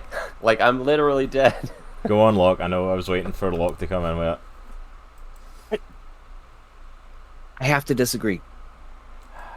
I feel like her arc was much slower, and by comparison of how quickly the arcs took place for the other characters, it's easier to miss. But I feel like she did have an arc. But I do agree with your latter point there, in that I feel like they threw it away in the 4th episode. Yeah. And 5th episode. Heavily in the 5th episode. Because you're right, she spends the whole tail end of the show right back to the mopey... I'm not going to say that word. I have a word that I would normally use here, but I don't think it's very family friendly, so I'm not going to... it's not a curse, but I'm still not going to do it. But the point is, she's just a whiny crybaby all over again. In episode 2, what ultimately convinces her to go on this quest? Cringer being like, look, your best friend lied to you and then died. But is this how you want to remember him? Is this how you want to honor all the years of friendship and adventure and love that we all had with each other? See, I was mad at us because of that. I was wanting a lot more of that. I thought that was going to be that was an amazing character moment, and I thought we were going to get a lot more of that, and we really didn't. Like, I felt in comparison, not that grand. I think for me, like, in the first episode, when she finds out the big reveal that Adam is He-Man, and her immediate reaction to that, and then it just carried through that episode, what was left of that episode, I'm like, I don't know. I guess my gut was like, I don't feel like the response to that was not earned to that extent, in my opinion. I don't know. No, Maybe. I would agree with that because she threw away her whole life. Yeah. In that moment, and to a degree, I get it because it's not you. She didn't just learn that all her friends had been lying to her. That alone would not, in any way, I think, justify that crazy of a reaction by itself. But then he died, and they season a lot of it through the rest of the episodes very heavily that she had feelings for him. Mm-hmm.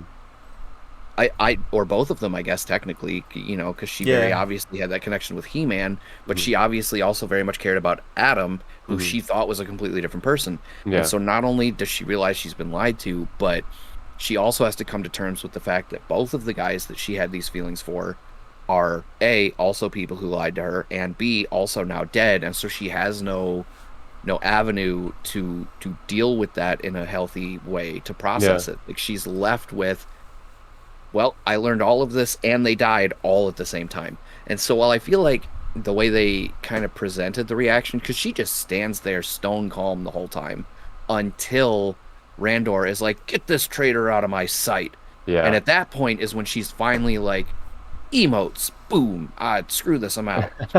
And so like, there was no seethe, there was no pacing. She didn't have her arms folded. She was just standing there calm as could be while all of this other stuff is going on. Yeah. And then, she gets addressed and that's when it pops off. And I'm like, okay, it felt a little too explosive. Like, you were too calm going into that moment. How did she get back in the throne room on her own 2 feet, calm, stone-faced, to stand there through all of that? Yeah. If that was how explosive the reaction was going to be.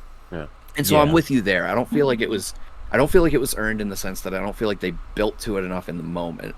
It felt very out of left field. Like, I totally would have got if she'd had that moment right there when he died. You know what I mean? Yeah, do it in Castle Grayskull right in that moment when it's going on. Yeah. If that had been the thing and she saw Man-at-Arms and he'd have been like, oh, Tila, I'm so sorry, and she'd have been like, F you, get out of my face, old man. I totally would have bought that. Yeah. 100% right then. Yeah, 100%.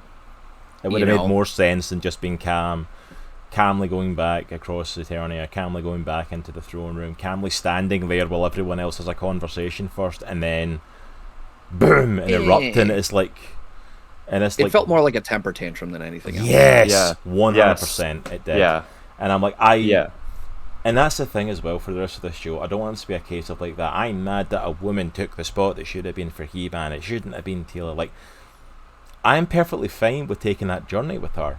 I just felt like you didn't give me a character worthy of following, because I felt like all you did was keep portraying this whiny, selfish, you all lied to me. Agreed. Temper tantrum character. And I'm like, yes, okay, you can have that moment, fair enough. If that's how you're ending episode 1, fair enough, but give me something else to grasp onto. And I thought we were going to get that, like you mentioned, the moment when Cringer talks to her. Especially talking about her fear and that she was scared. Yes. And I thought we were going to get that come full circle when she went to Preternia. And she's met with like the skeleton there who hints that he's Skeletor, or that used to be his name or something, but it's not him because he was in the staff. So I don't know what happened with that moment, but that's a weird one, and I want to talk about that later. Yeah, we're going to get to that, and I like that. But you can't be Skeletor because he's in the staff. So are you a future version? What? Who are you? He's in-game Skeletor. It's like he was an original character. Yeah, like from the original show. I mean, not new to this one. But like, there was definitely a hint there, and I'm like, I don't know what you're trying to hint at, but like when he said, "I'm going to feed on your fear," and I'm like, okay, this is coming full circle. Especially when she's thrown in the dark pit, and especially when she comes face to face with He-Man, like a version of He-Man, and she has to start fighting him. And I thought, okay, this is her. She's going to have to confront her grief. She's going to have to confront this and start challenging this. How do you confront that fear and that grief and all that stuff? And you know how you do that, kids? You hit it. You hit it as hard as you can with your sword, or your guns, or your magic, or whatever else, because that's how we deal with stuff in Preternia. It doesn't matter that there's all this emotional stuff. You just hit it as hard with your weapon, or Subternia, sorry. It's like, you just hit it as hard as you can with your weapons, and we're going to move on from that because we beat it. That bothers me for a whole separate reason, though. Because her resolution to that moment ties back into some stuff that was seasoned a little bit in the first and second episodes that I feel like we didn't get any payoff to either. I feel like they set it up as if they were definitely going to make this grand reveal that Tila is the priestess's daughter. Okay. And I there are two specific things. I'm going to say one because I can't remember exactly how the second one went anymore, but I'll mention what it was. The first one was at the end of the first episode when they had the moment where they were basically telling the audience, we're about to kill He-Man. He's going to do this and he's going to die. Yeah. And Tila goes, if we're all about to die anyway, why bring us all here? And the priestess goes, I wanted to see you one last time. And prior to that, on more than one occasion in conversation, they bring up she's an orphan.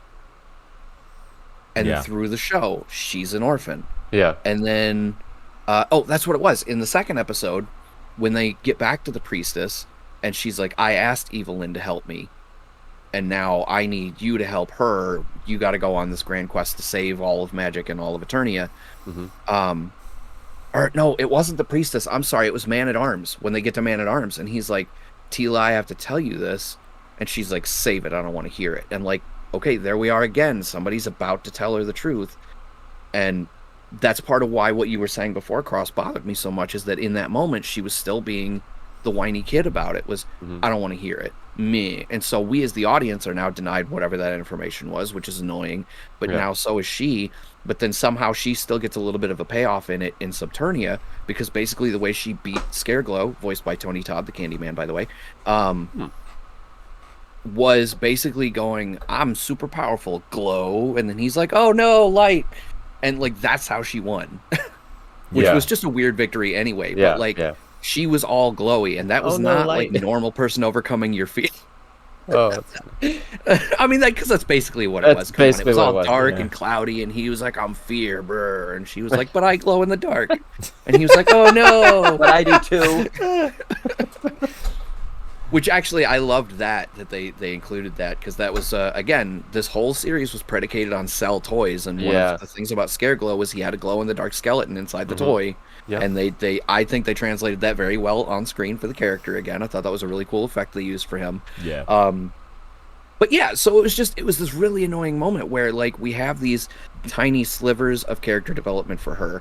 Cringer saying, this isn't how you want to be, and she cries and is like, you're right, I'm going to go on this adventure. And then she meets up with Orko and Man-at-Arms, and she's like, I'm ready to forgive you, but I need your help. And then he's like, okay, I'm going to help. And she's like, no, not like that, go away, I hate you, old man.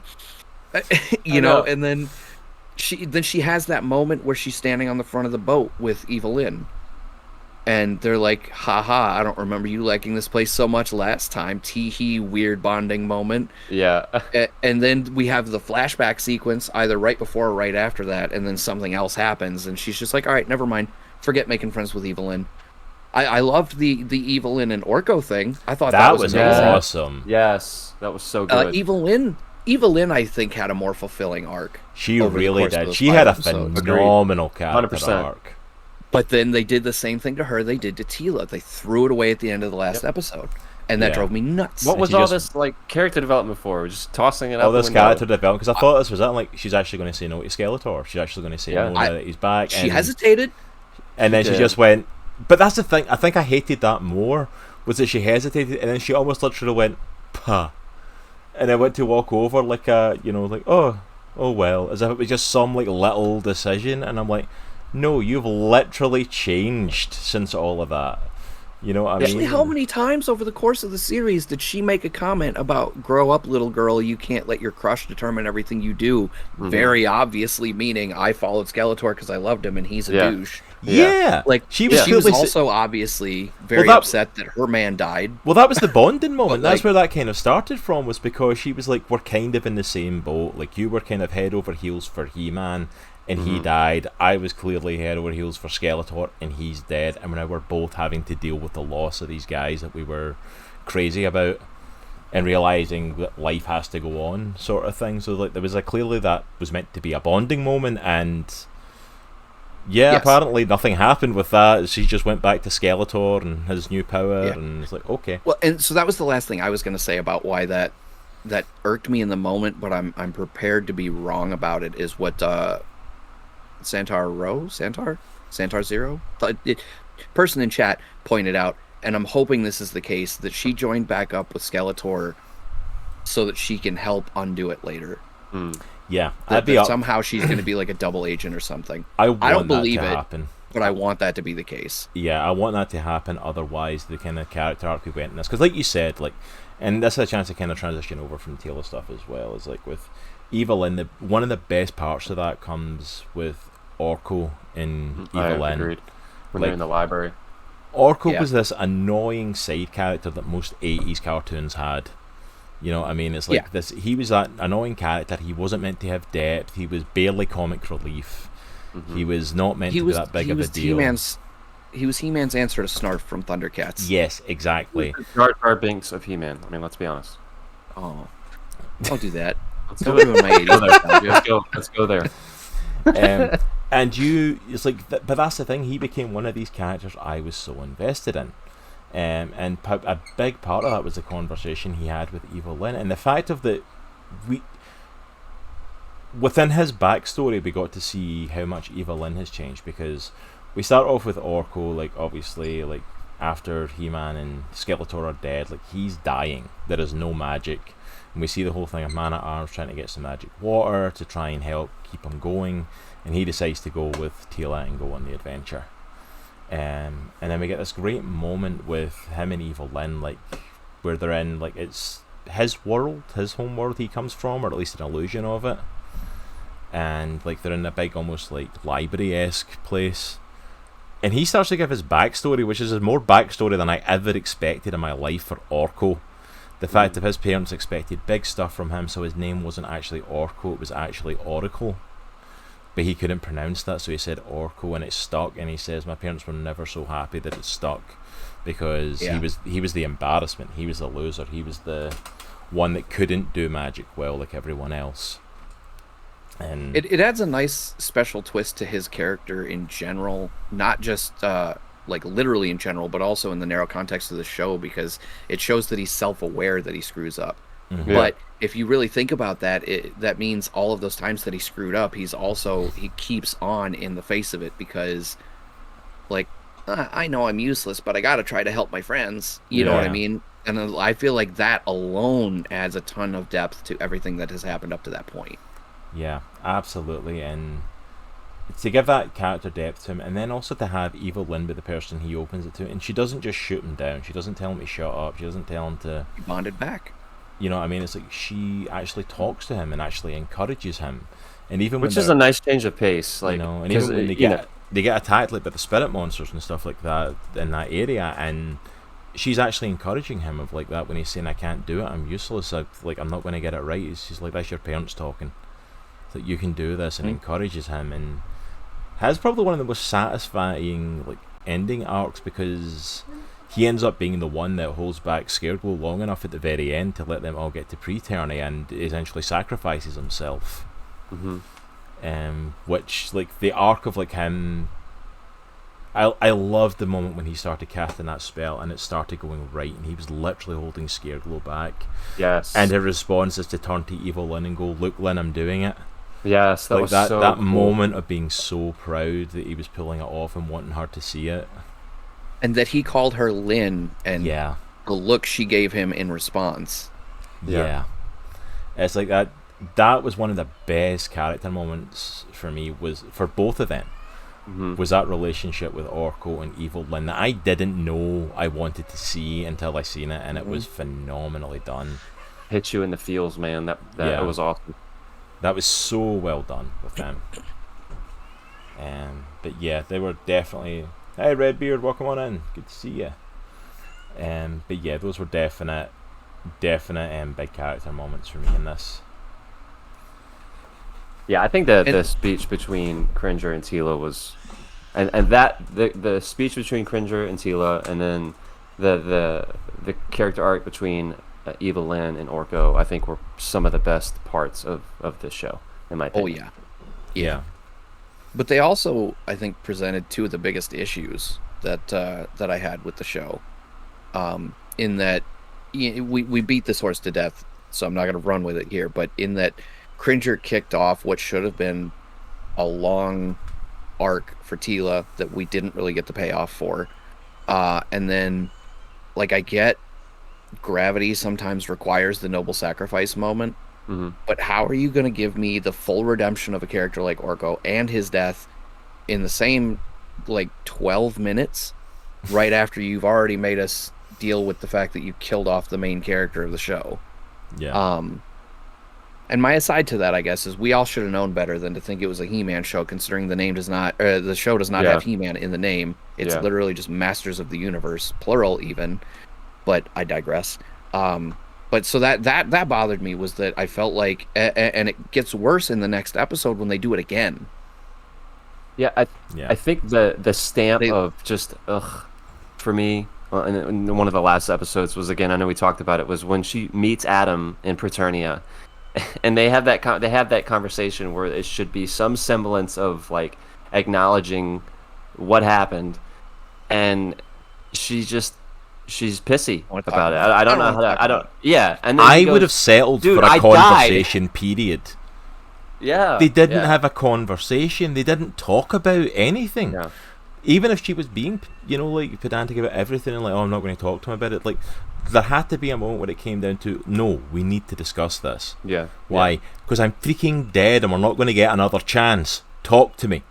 Like, and if anybody should have, and if anybody in that moment should have understood that better, it should have been Grayskull himself. Yeah. Because he was the one telling Adam, you can't go back, buddy. And if you do go back, you can't come back. Like, this is your one chance with these people. And then he was the one in the moment where Adam was like, I'm going to go after her. And he's like, don't do that, bro. And it's like, no, shut up. Let him go. Yeah. Yeah. So, all right. So let's rewind just a tad. So basically at a high level, the show, towards the beginning, when they're trying to stop basically Eternia from exploding, the sword ends up splitting in half. The He-Man sword ends up splitting in half. One part goes to Subternia, one part goes to Preternia.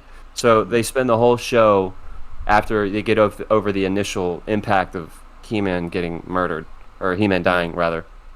They spend the whole show basically in search of the swords. I don't want to oversimplify it, but that's the gist. Yeah, that's the whole thing. One half's in one half's in the other, and that's the rest of the first half of the show is we need to get them. Yeah, so they get the sword, they get the swords, they get the Preternia, and then they get the one there, and there's a whole awesome sequence with Roboto and forging the swords together.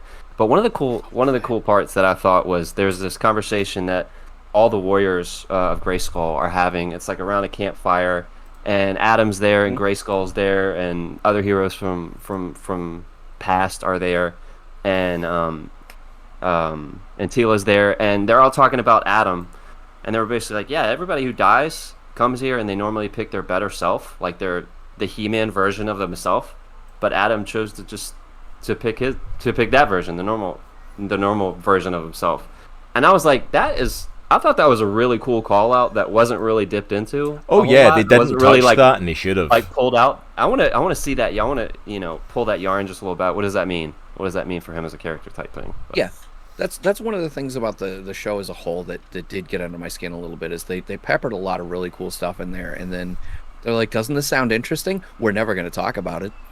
Yeah. And full disclosure, obviously the show's only halfway over. We understand that, but just based off what we've seen so far. Yeah, but like I think that's the thing as well, kind of like you said, is like there's so many cool concepts in this show. There's so many things we could have.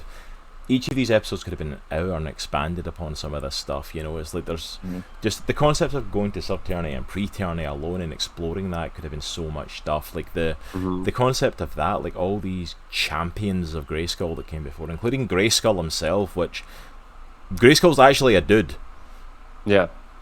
First time I've actually really addressed the fact of like he exists. It's not just like Castle Grayskull. Like, no, Grayskull was the first of these champions, and like, but all these champions chose their champion form to spend in paradise, and then like, He-Man went, no, I'm going to be Adam. Yeah. Let's explore that. Why did he feel that Adam was his better half? And it's like, no, we're not going to talk about it at all in any way or form. It doesn't matter. Locke has his hand up. Locke is so polite on know. this show.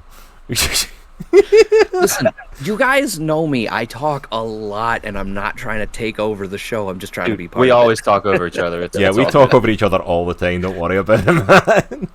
There was what amounted to a throwaway line in that moment you were talking about when they were sitting around the campfire, that pointed out one thing that I thought was really funny, just as a comedy line, but then one that actually bothers me a little bit because I feel like it kind of screws with the lore a little bit. Okay. Was when Grayskull was like, yeah, no, they named the castle after me when they put up the facade. And if you've seen the castle, you know what a dubious honor that was. Yeah. And it was like, ha, ha, ha, ha, because it looked shabby and crappy on purpose so that nobody would go there and screw with it. So, like, in the moment, in the comedy, it's like, yeah, tee-hee, that's funny. But what is the activation phrase for the sword? By the power of Grayskull. If he was the first hero, was he just that vain? Did they create the whole thing literally just for him? Mm-hmm. Like, what? Like, I need a second show just to explain Grayskull at this point. Yeah. Oh yeah, you could totally You know do what I a mean? whole thing on Grayskull. Like, how did you become champion? Like, is that thing of like, okay, yeah, now there's a champion that fights on, you know, the good power on behalf of the power of Grayskull and Castle Grayskull, and like, and was like, okay, Adam's dead, so a new champion is meant to be picked, that sort of thing, and that just kind of kept rolling on. It's like, but how did Grayskull get that in the first place? Like, how did you get? Did you just stumble across this place? Did you tap into this power? Did you, like, how did you get that in the first place? Like, I'm fine with him being the first one. Obviously, somebody had to be the first one. Yeah. I'm fine with Castle Grayskull being named after him because he was the first champion. Totally makes sense to me. But what trips me up is by the power of Grayskull. Like, how did that become the activation phrase that every subsequent hero had to use to trigger the transformation? Yeah. And to the what you were also saying, Nitro, about every other hero chooses their better form. Mm-hmm. Obviously, that means he did too. Yeah. So, like, was he just a regular old dude that like got imbued with all this magic when those sorcerers trapped it in the orb? Or like, I want some explanation for that. Yeah. You've created this weird conundrum for me with a throwaway joke, and it drives me bonkers. Yeah, I almost see, like, because the thing that kind of comes to my mind, the way that my mind kind of gets around the whole power of Grayskull thing, is almost like when Grayskull died, like, that power has moved on, and because it was him that originally wielded it, it just kind of kept that name. But essentially it's still his power almost moving on, and it's almost like, it makes me think of, like, in Legend of Korra, when we get that backstory of how the Avatar first came to be with Avatar 1. It's like, it's when he dies, like, it's that same power, but it just moves into the next person. Yeah. Almost like a reincarnation, like that next person picks up that same power in that sort of sense. But like, that's the only thing my head can get to it. But I'm like, yeah, I definitely get what you're saying about it, though. It's like, how did that come to be named after him? Because you would imagine it was named after the power itself, or it's named after the sorcerers, or it's named after someone. Yeah. I think the sorceress doesn't even really have a name, I don't think. Yeah. I think the fact that there are just previous He-Mans is pretty interesting. That would be something that would be really cool to explore, in my opinion. Or I don't know if they were called He-Mans, but, you know, whatever. The heroes before He-Man, you know? The champions, I think you have to call them, because one of the characters that they hang out with in Preternia is Hero. Yeah. That's right. Who this was his first appearance on a show. He didn't exist before the 2011 toy line, apparently. Oh, and then this is his first appearance in a show. That's I read a whole lot of trivia. Sorry. It's all good, man. Oh, that is one thing with the champions that I was intrigued with, though, speaking of some of the other champions, because we got introduced like Grayskull and Hero and some of the others. There's a female champion who apparently doesn't speak a lick of English, and nobody has a clue what she's saying. Yeah. But I was very intrigued by the fact of, like, all the men look like He-Man. But and she looked like the sorceress? She looks like the sorceress, and I'm like, okay, there's an explanation there somewhere that I'm waiting for, of like why her better appearance, because Adam's the only one that picked his lesser form, so that's obviously her more powerful form. Yeah. Why hers isn't, you know, she's not just like a muscle bound like female version of herself. It's like, but she's like looks like the sorceress. And like, is that a factor in the sorceress? Is she another form of the sorceress? Is that how the power takes form in certain people? Or in women, and that brings me Yeah, well, and that brings me to what I was saying earlier about this secret reveal that we better get in the latter half of the season for sure about Tila and her origins. Is she actually the daughter of the sorceress? Like, is that the reveal we're gonna get? Is she gonna be the next champion post Adam? Is he gonna? I thought she was re-die? going to be at the end of this. I'm not going to lie. Me and Nitro talked about Same. that. Like, see the I moment thought it was going to happen. See the moment Yeah. he was walking to raise the sword before he got given it to raise. I swear she was going to get handed it, and she was going to call on the power of Grayskull, and she was going to become the next champion. I could have That's what I was waiting on. swore that's what was going to happen at the end of episode 5. And he was just gonna go be the prince and leave it at that. Yeah, just go be Prince Adam. He'd be the friend. He'd assist where he could. Maybe actually learn how to do something and add him for him, because he still seems to be pretty useless as Prince Adam. So a real quick Wait, blip. he's a real good kebab. It's twice, 2 times over. So a real quick blip on the female champion. Her name is Kuduk Ungol, and she's the sorceress directly preceding Tila Na, who is I think the current Grayskull sorceress. The current one is Tila Na. Yeah, That's interesting. I believe so. I don't know where I found this, but a comic book resource. So, anyways, but yeah. So she was the previous sorceress, I think. So maybe they aren't setting up Tila to be the next champion. Maybe they're setting her up to be the next sorceress. Okay. And she's a... Yeah. Well, and then her and Adam, like, assuming he's not dead, her and Adam get to continue. Yeah, to pal around because as they made pair. a very specific point to tell you that once you leave Preternia, you cannot come back. So if you die just like a regular mortal. So he died once. Obviously, went to Preternia, and then he obviously got murdered again. So I wonder if that'll hold though. I don't think it will. I don't imagine that the show will like conclude with them jumping, 40 years in the future or whatever, and then he's happily off in the sunset. Don't get me wrong, but like, yeah. I feel like if he goes back and is He-Man again, like if your reward for being the champion and defending Grayskull is life in Preternia, doing it twice should not preclude you from getting back in, I would think. Yeah. I think that's the thing is like, I think he's basically taking it on the form of like that. Well, if he returns, but like, it's not like a natural thing of like he's going to wield the sword again. It's not a natural thing that he was going to become He-Man again. It wasn't a certain that's fair. thing. That's fair. Because like but then again, they're even making assumptions of that because no one's ever left before. Yeah. They kind of made a point of that like that. It's like you really can't come back. It's like, but from their How do you understanding, know? it's a one and done thing. I'm like, no one's ever left and came back before, and but then of course, let's jump on to a couple of the other characters. We're almost at the 2-hour mark, and there was a couple others that I wanted to at least kind of touch on. First of all, I wanted to touch on Man-at-Arms, who's really massively bigged up going into episode 3. Both literally. Like he is like we get to see him in action in episode 1, and he does a phenomenal job. He is a complete, badass, complete ripping through people. He is like unstoppable, and in episode 2 we start to get hints of like he's actually considered the most dangerous man in Eternia, even more than He-Man.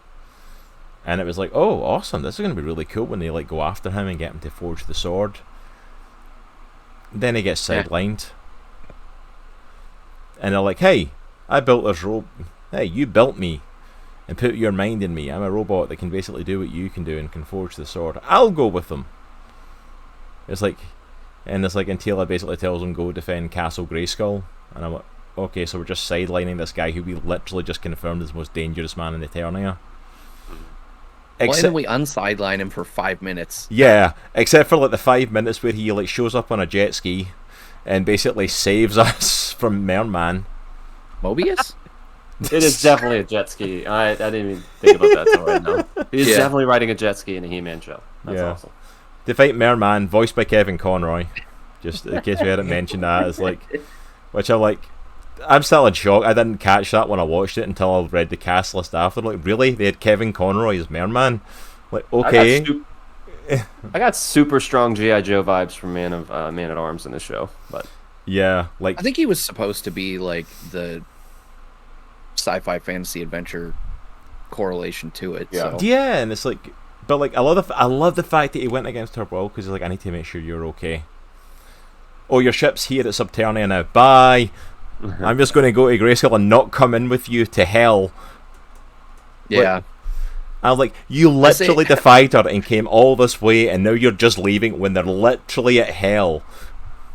Like, really? I saved you from one whole fish guy. You're on your own from here. Sorry. And I'm out. Exactly.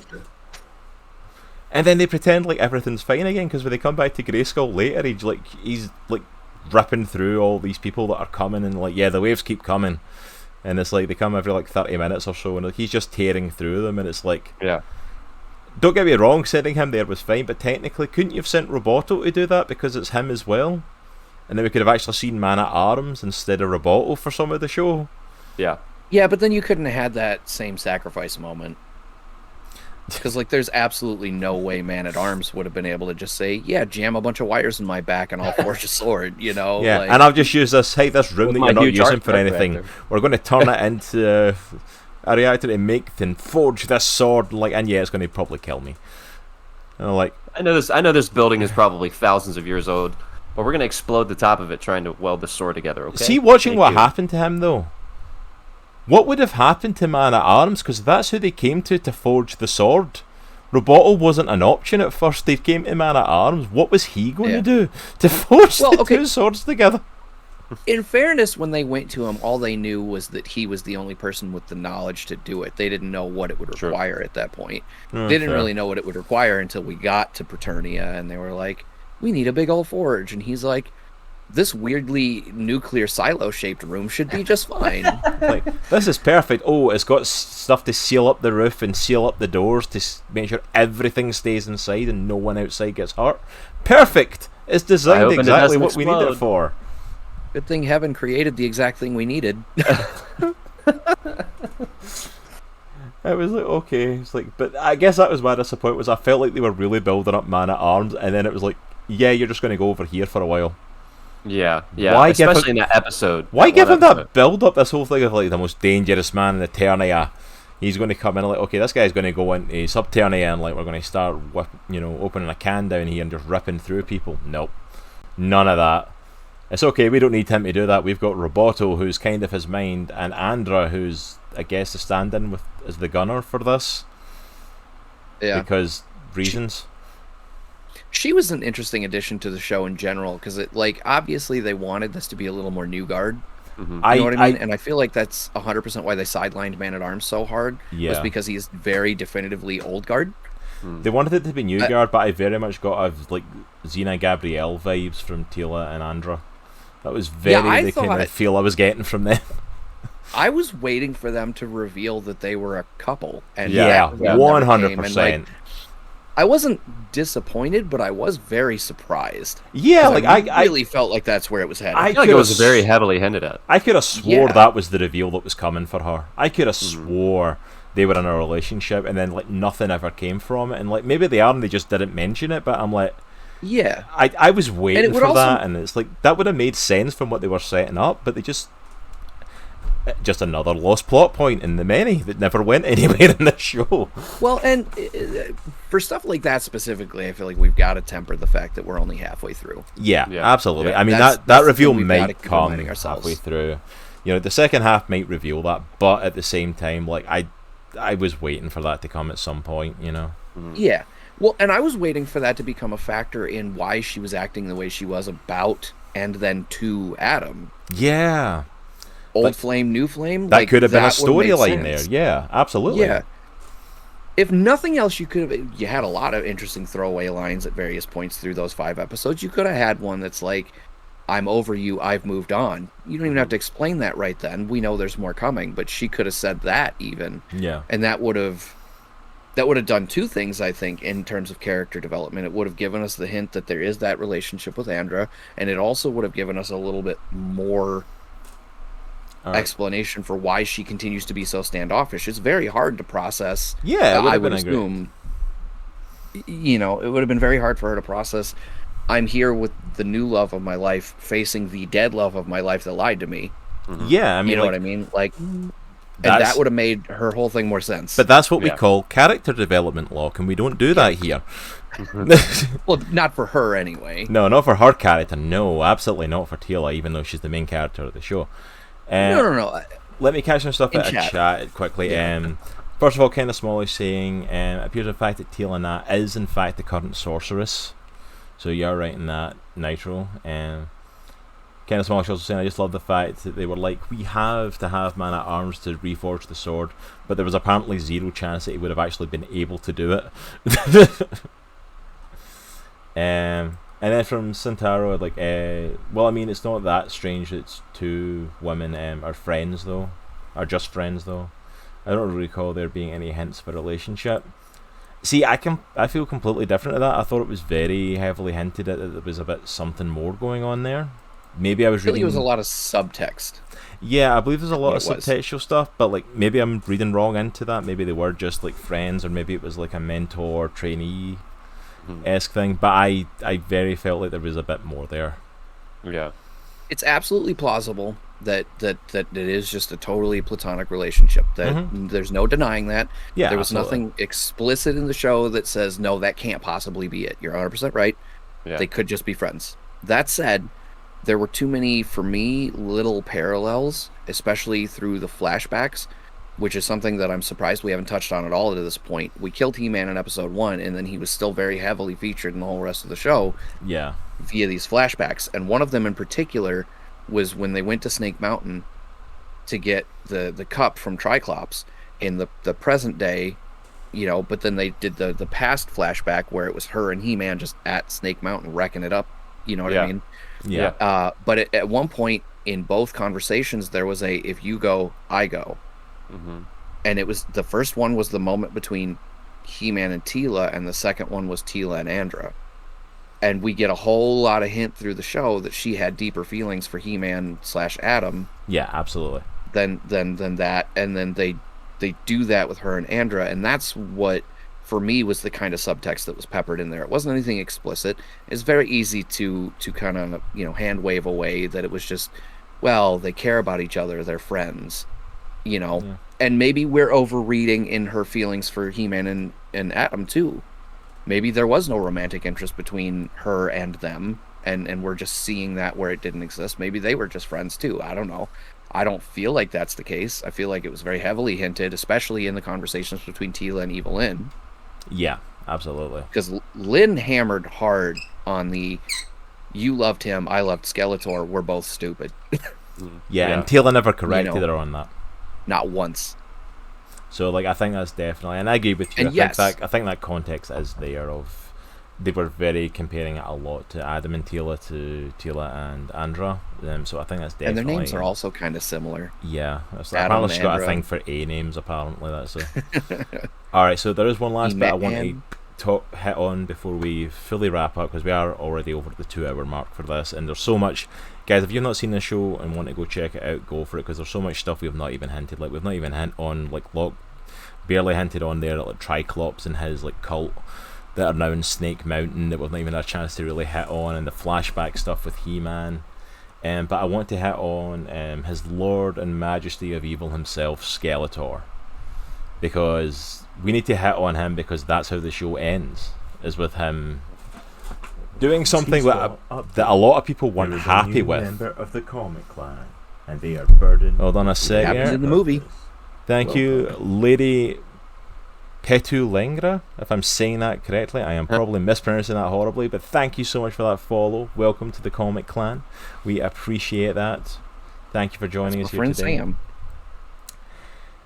But I want to talk on. You got closer to her name than I did. Like I said, it's like I kind of sounded that out. Then I'm like, yeah, I'm going to get this wrong no matter what I try. But yeah, I want to hit on Skeletor, because apparently it rubbed people the wrong way how the show ended with him, and I'm like, actually, that's like the ultimate like kid idea. Yeah. Of like that. It's like, what happened if Skeletor held up the sword of power and said, by the power of Grayskull? Because like we always just assume him to be the equivalent of He-Man. But like, what if he activated the power of Grayskull and he became even more muscle bound and powerful and unstoppable, and I'm like, that's complete kid nostalgia, and I'm here It's for how- it. That is It's how you play as kids. Yeah, absolutely, absolutely. And first of all, massive shout out to Mark Hamill as Skeletor. Phenomenal casting yet again. I just don't think this man can be cast in voice acting, and I'm not going to love it. The guy does just such a phenomenal job. I am completely here for Mark Hamill and anything they're willing to cast him in. Him as Skeletor, I am excited to hopefully see more of him in the second half of the show. Yeah, look at that picture. Thank you, Locke. Look at that Skeletor. That's So the sick. ending image of the first 5 episodes, and I'm like, tell me that is not an image that you think of as a kid, of like that Skeletor powered up like He-Man. I'm like, I am here for it, 100%. Yes, it was awesome. I wasn't sure how I felt about it when I first saw it, and then after hearing you talk about it, Cross, I was like, yeah, that was actually a really good pull. Yeah, because That was really I looked at it and I'm like, I don't know if I'm completely 100% on the idea. Yeah. But when you base a concept on like that, it's him like, how would you make Skeletor more He-Man-esque Yeah. on top of what he is? And I'm like, actually, yeah, that's pretty spot on. Yeah. That is like, I'm here for it. Like this sorcerer who now also has the physical power as well as the magical power. I feel like they turned him into a bit of a punk at the beginning of the. I was series, not though. sold on Skeletor there was- in episode 1. He went was down one part- in one shot the first time we seen him. There was one part where He-Man popped out at the beginning, and Skeletor literally goes. I'm like, really? Really? Did you really gasp? Oh man. Yeah. So I'm kind of glad that they went this way with him. So He showed up at Castle Grayskull at the start of episode 1 and got knocked over in the first shot. And I lost it. I'm like, really? This is how we're selling Skeletor, our big bad? And of course, Oh, found out yeah. apparently he wasn't the big bad until he was again. Dude, that's so funny. Which, I mean, in fairness, that's not out of character for his classic representation, though. He was almost as much comic relief as Danger, if we're being real. that is true. But I mean, come on, the first shot though, give him something. Don't do it right away. At least give him something in the first episode. It's the only episode he had. Man.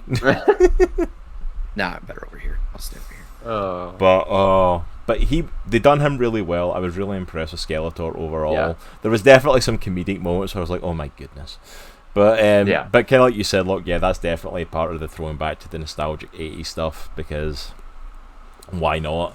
Why not throw that in there with him, because that's what people know. And again, like, we didn't see Skeletor for most of the show, except for like flashbacks and stuff, except for appearances like that, which were pretty cool, seeing the interactions. And like, we almost forgot about him until the end, because Adam comes back from Preternia, you know, after fully getting told that, you know, you might never be able to come back again. Stands in Grayskull, which I love the fact almost kind of getting snubbed by the sorcerers as well. It's like, you've done a very good job, Tila. And it's like Adam's just standing there like, oh, well, that's a nice way to greet me when I came back from death. Thanks. I only killed Nice myself. to see you too. I only killed myself to defend you, but never mind. But then, like, he goes in, raises the sword, goes to call on the power of Grayskull, stab, and it's like, what the heck just happened? Yeah, And I did not see that coming, to be honest with you. No, I remember hearing someone say something before I watched it about him dying twice, but I'd completely, like, in the back of my head forgotten that something happened to him, and all of a sudden he's stabbed and the camera pulls it and it's Skeletor, and it's like, how is he back as well? Like, I know he just brought back magic, but how did that bring him back? And reveals, like, yeah, I've been hiding in your scepter this whole time, Evil Lyn. It's like, wow, he's just been I felt like that was kind of weak, in my opinion. It worked. It fit the narrative. It got us where we needed to go. Goody. But I felt like that was kind of a BS. It was weak. I would like a better It's- explanation, but also it very much fits into the cowardice side of Skeletor, I feel. Yeah, that's Yeah. true. Like, I'm going to like cast some little spell and put my essence in your staff until I can, like, grow my magic back or something like that, you know, like, Yeah, it kind of fits with him, but it is almost a weak thing of like, yeah, I'm just back. I'll tell you what concerns me about it is that means, A, either Evil Lynn had no idea he was in there, which is kind of the way they paint it in that moment, which seems very sketch to me. Like, how would you not recognize a whole other person existing inside your magical staff? Seems weird. Especially since, like, for the show, th- all she does is focus on that staff for pretty much the whole show. So much. Yeah. And then, that also means if he was aware enough to pop out just in time to stab Adam, that means he's been aware the whole time. How does he now trust her when she spent so much time trash-talking him? Yeah. I think we're going to see that come round. Like, I don't see Skeletor trusting her. I see, like, he's probably been watching this whole time, knowing him. Mm. And, like... I'm interested to see if that factors into her flipping sides again. Yeah. I wouldn't be surprised if it did with that, but yeah, I don't see him fully. But then again, I've never seen Skeletor fully trusting anybody, really. You know, like... Well, except for her. He has with her, but at the same time, like, I don't think he'd hesitate to toss her aside if need be. Oh, no. You know, there's definitely no... Trust has nothing to do with that. He is absolutely an opportunist. That is one of his defining traits. But then we get the awesome moment as well. He stabbed Adam, and we see, like, Taylor and stuff over at Adam. We never get the confirmation that he is dead. We never get that, so he very well may still be alive going into the next part.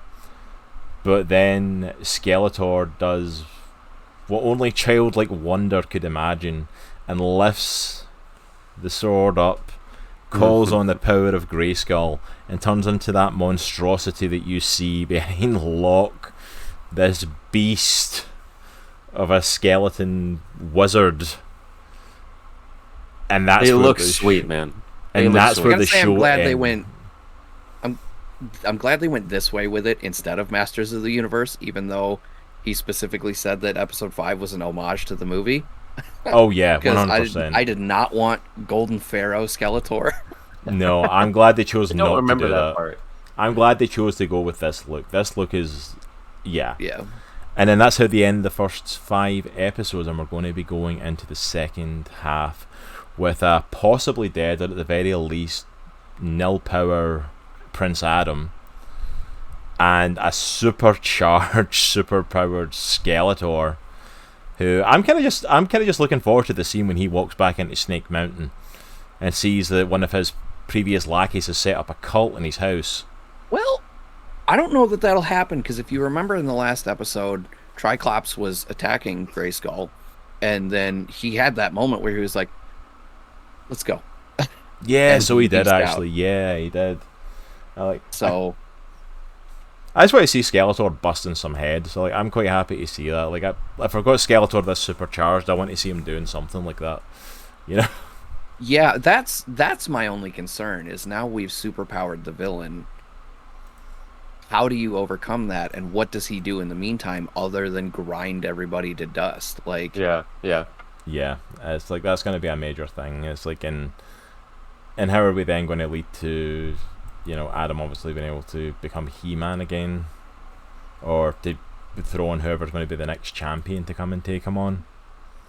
I wish we had more time, because that actually rolls directly into something that Smalls mentioned in chat earlier, and something that I definitely wanted to kind of touch on with you guys.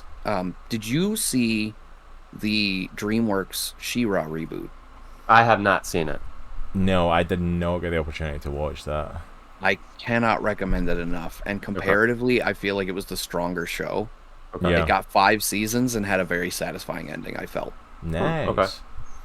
But the thing that Small said in chat earlier, and I kind of echo, is I'm a little bit sad that the way they did this show left absolutely no room for the two properties to interact in any way, shape, or form. Yeah, it's like, because everything about them is wildly different.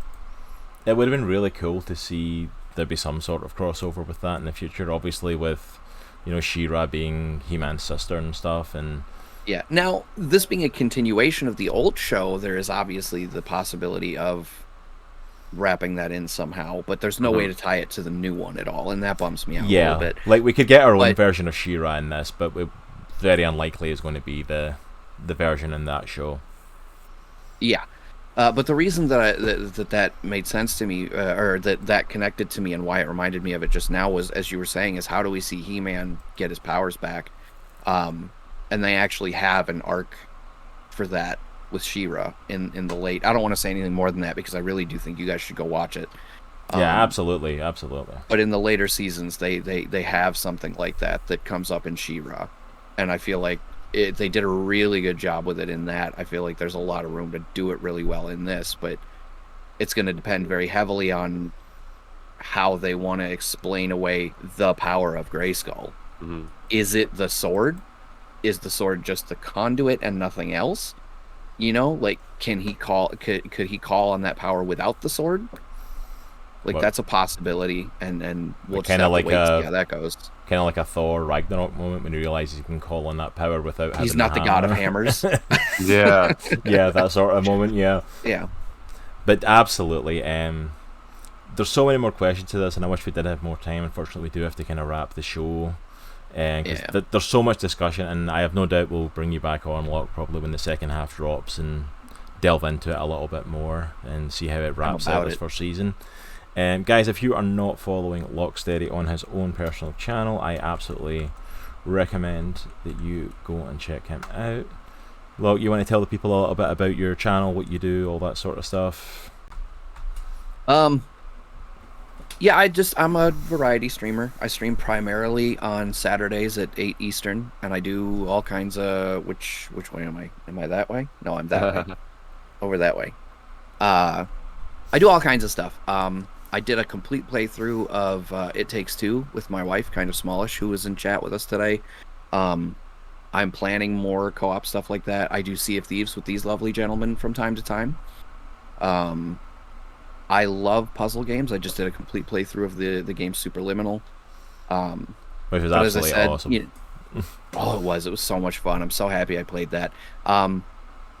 But the variety part of the variety streamer is really kind of what I'm striving for in terms of what kind of gameplay you guys would see with me. But I'm very big on chatting with people. I don't know if you've noticed this about me, but I like to talk. And so that's really my biggest thing is I man, I really want to build out a community where people can come hang out and chat and feel comfortable and safe. I will warn, I am not a family-friendly channel on my own. I don't try to be overt about anything, but just putting that out there for anyone who may follow me over from here. Yeah, absolutely. He's not a family-friendly channel, but 100% worth following. Locke is one of the nicest, kindest guys you will ever meet. His community is absolutely phenomenal. We would highly recommend you going and giving him a follow. You will not be disappointed in that. So we unfortunately have to wrap our conversation on Masters of the Universe. Real quick, I'm sorry. I do have something to interject. Cross did not know that I was going to do this, obviously. Okay. But since everybody's in chat, I wanted to give a special shout out to my friend Cross. You and I have been friends for a very long time, and he pours a lot into this channel, and I would say that he basically single-handedly runs this channel. And not only that, for those of you who know him, knows he's super generous with his time. He has 3 kids, he has a newborn, and his oldest has autism, which most of you know this. That's basically a full-time job in and of itself, dealing with everything that comes along with that. He has a full-time job outside of this, and he does a lot for the community at large. So I kind of wanted to try to do something for him. I want to try to give him and Lady J, who's his wife, who pops in the chat sometimes, kind of a night out to themselves. So I set up a GoFundMe for that. I'll put it in the chat. And Cross, again, did not know that I was going to do this, but I'll put the link in the chat. If you have been impacted by Cross at any point or any level, and you have expendable income, this is not a mandate or anything like that. This is if you feel like it. Please feel free to contribute to that. We want to try to give Lady J and Cross an awesome night out so they can take a breath, collect themselves, and we want to show them how much that we love them and appreciate them. So, but there's the link for everything. Sorry I hijacked the stream, but I definitely wanted to get that out before we left. So we love you, bro, so much. Thank you, man. I honestly I'm so appreciative of that. I had no idea you were doing that. No idea that was coming there. But thank you so much, and yeah, that's all I can say really. Is thank you. kind of shocked at that. Sorry, now it's your job to wrap up the stream. Yeah, Go now ahead. I need to try and actually wrap up the stream. Good luck. I know. Oh man. Thank you, man. Yeah, dude, Yeah. absolutely. But yeah, as I was saying, we've kind of wrapped up our conversation here on Masters of the Universe. If you want to keep that conversation going, go ahead and follow us on our social media or our Discord, where we keep the conversations going there all the time. Also, as well, for anyone who is joined in and is following us, we are on the road to 500 followers. So if you have dropped us a follow and helped us towards that, thank you so much. Head over to our Twitter, as we are going to be, as we have a poll up there right now looking at what prizes to give away. Once we hit 500 followers, the 500th follower will get a piece of merchandise from our merch store, and then also on top of that, we will be doing a prize giveaway for everyone that shows up to this following stream, and we'll let you know the details of that once we hit 500. And we had a couple of follows today, so I think we're actually getting even closer. We're down to like 15 or 16 followers till we get there. I know, dude. We're so close. Yeah, it's kind of crazy how close we are now. I will be back with you tomorrow night for Monday Night Crossplay, where I'll be jumping back into some Kingdom Hearts. I don't know what world's next. I think we're going to be jumping back into the Hercules world, because I keep getting told by all the NPCs that there's events going on at the Colosseum, so I'm going to take the hint that I meant to go back to the Colosseum and do something. So come and join me tomorrow night, 8:30 Eastern Time, as we delve back into that. We're going to have a lot of fun playing through Kingdom Hearts. That is my first time playing through it, so everything you're seeing is completely brand new to me. I've never played it before. And then Nitro is not going to be doing his art stream on Tuesday night, he said. Yeah, so I don't know if you've guys noticed, it's a pretty big mess in my office right now. I'm getting ready to paint. Yeah, I was gonna ask if you're moving or something. Yeah, I had to take everything off the wall, and I didn't realize how many holes I'd put in the wall, so I'm gonna have to paint and do some just drywall stuff. So that's not gonna be done by Tuesday, is what I'm trying to say. So I will be on this week. It'll probably be Wednesday, possibly Thursday, but I will let everybody know in our Discord and socials. So yeah, so catch up on our Discord and socials for that to keep up to date with Nitro and when he's going to be doing his art stream for this week. It will just be at a later date. And then, Luck, do you want to let the lovely people know when you'll be streaming over at your channel, what days you stream and stuff? I don't have anything slated for this upcoming week other than Saturday, and I don't even have a game picked just yet. I do typically scoop up Thursday nights, though, so if you don't mind me pimping it, I do have a Discord server of my own, and that is where I post most of my announcements as far as like when I'll go live. And I also host these lovely people that way, and this way. And this flipped camera thing is screwing me up bad. I know, dude. Welcome to my world. Announcements for these guys. So anytime they go live, you get a notification from me over there. When is the next Or Square Go? Twitter. That's a good question. So the next Square Go is probably going to be in September, just because we've got some stuff coming up in August, and that's already set up. But we're going to be doing the next Square Go probably in September. And yes, before you ask, most of it is your card. Yeah. This man like literally sat down and worked out fights he wanted to see in our Superhero Square Go, and like redeemed an endless amount of matches. I don't think even all your matches fit on one card. One of them is Cross versus Nitro, so that should be very interesting. Should be very straightforward.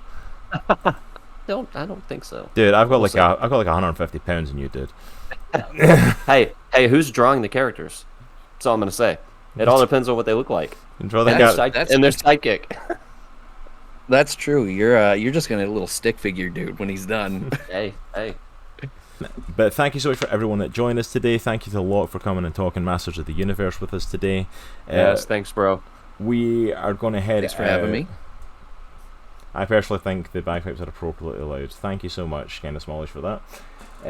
We are actually going to go and drop a raid. We're going to drop a raid on 1Geek411. They are live playing through Sackboy, a big adventure right now. So we are going to go and show them some love. So if you can hang out with us in the raid, go and show them some love. Drop them a follow if you haven't already. And I will see you all again tomorrow night. But you all have an amazing day. And remember, you are burdened with a glorious purpose. Be cross, see you lock. Take care. Have a good one. Yes. So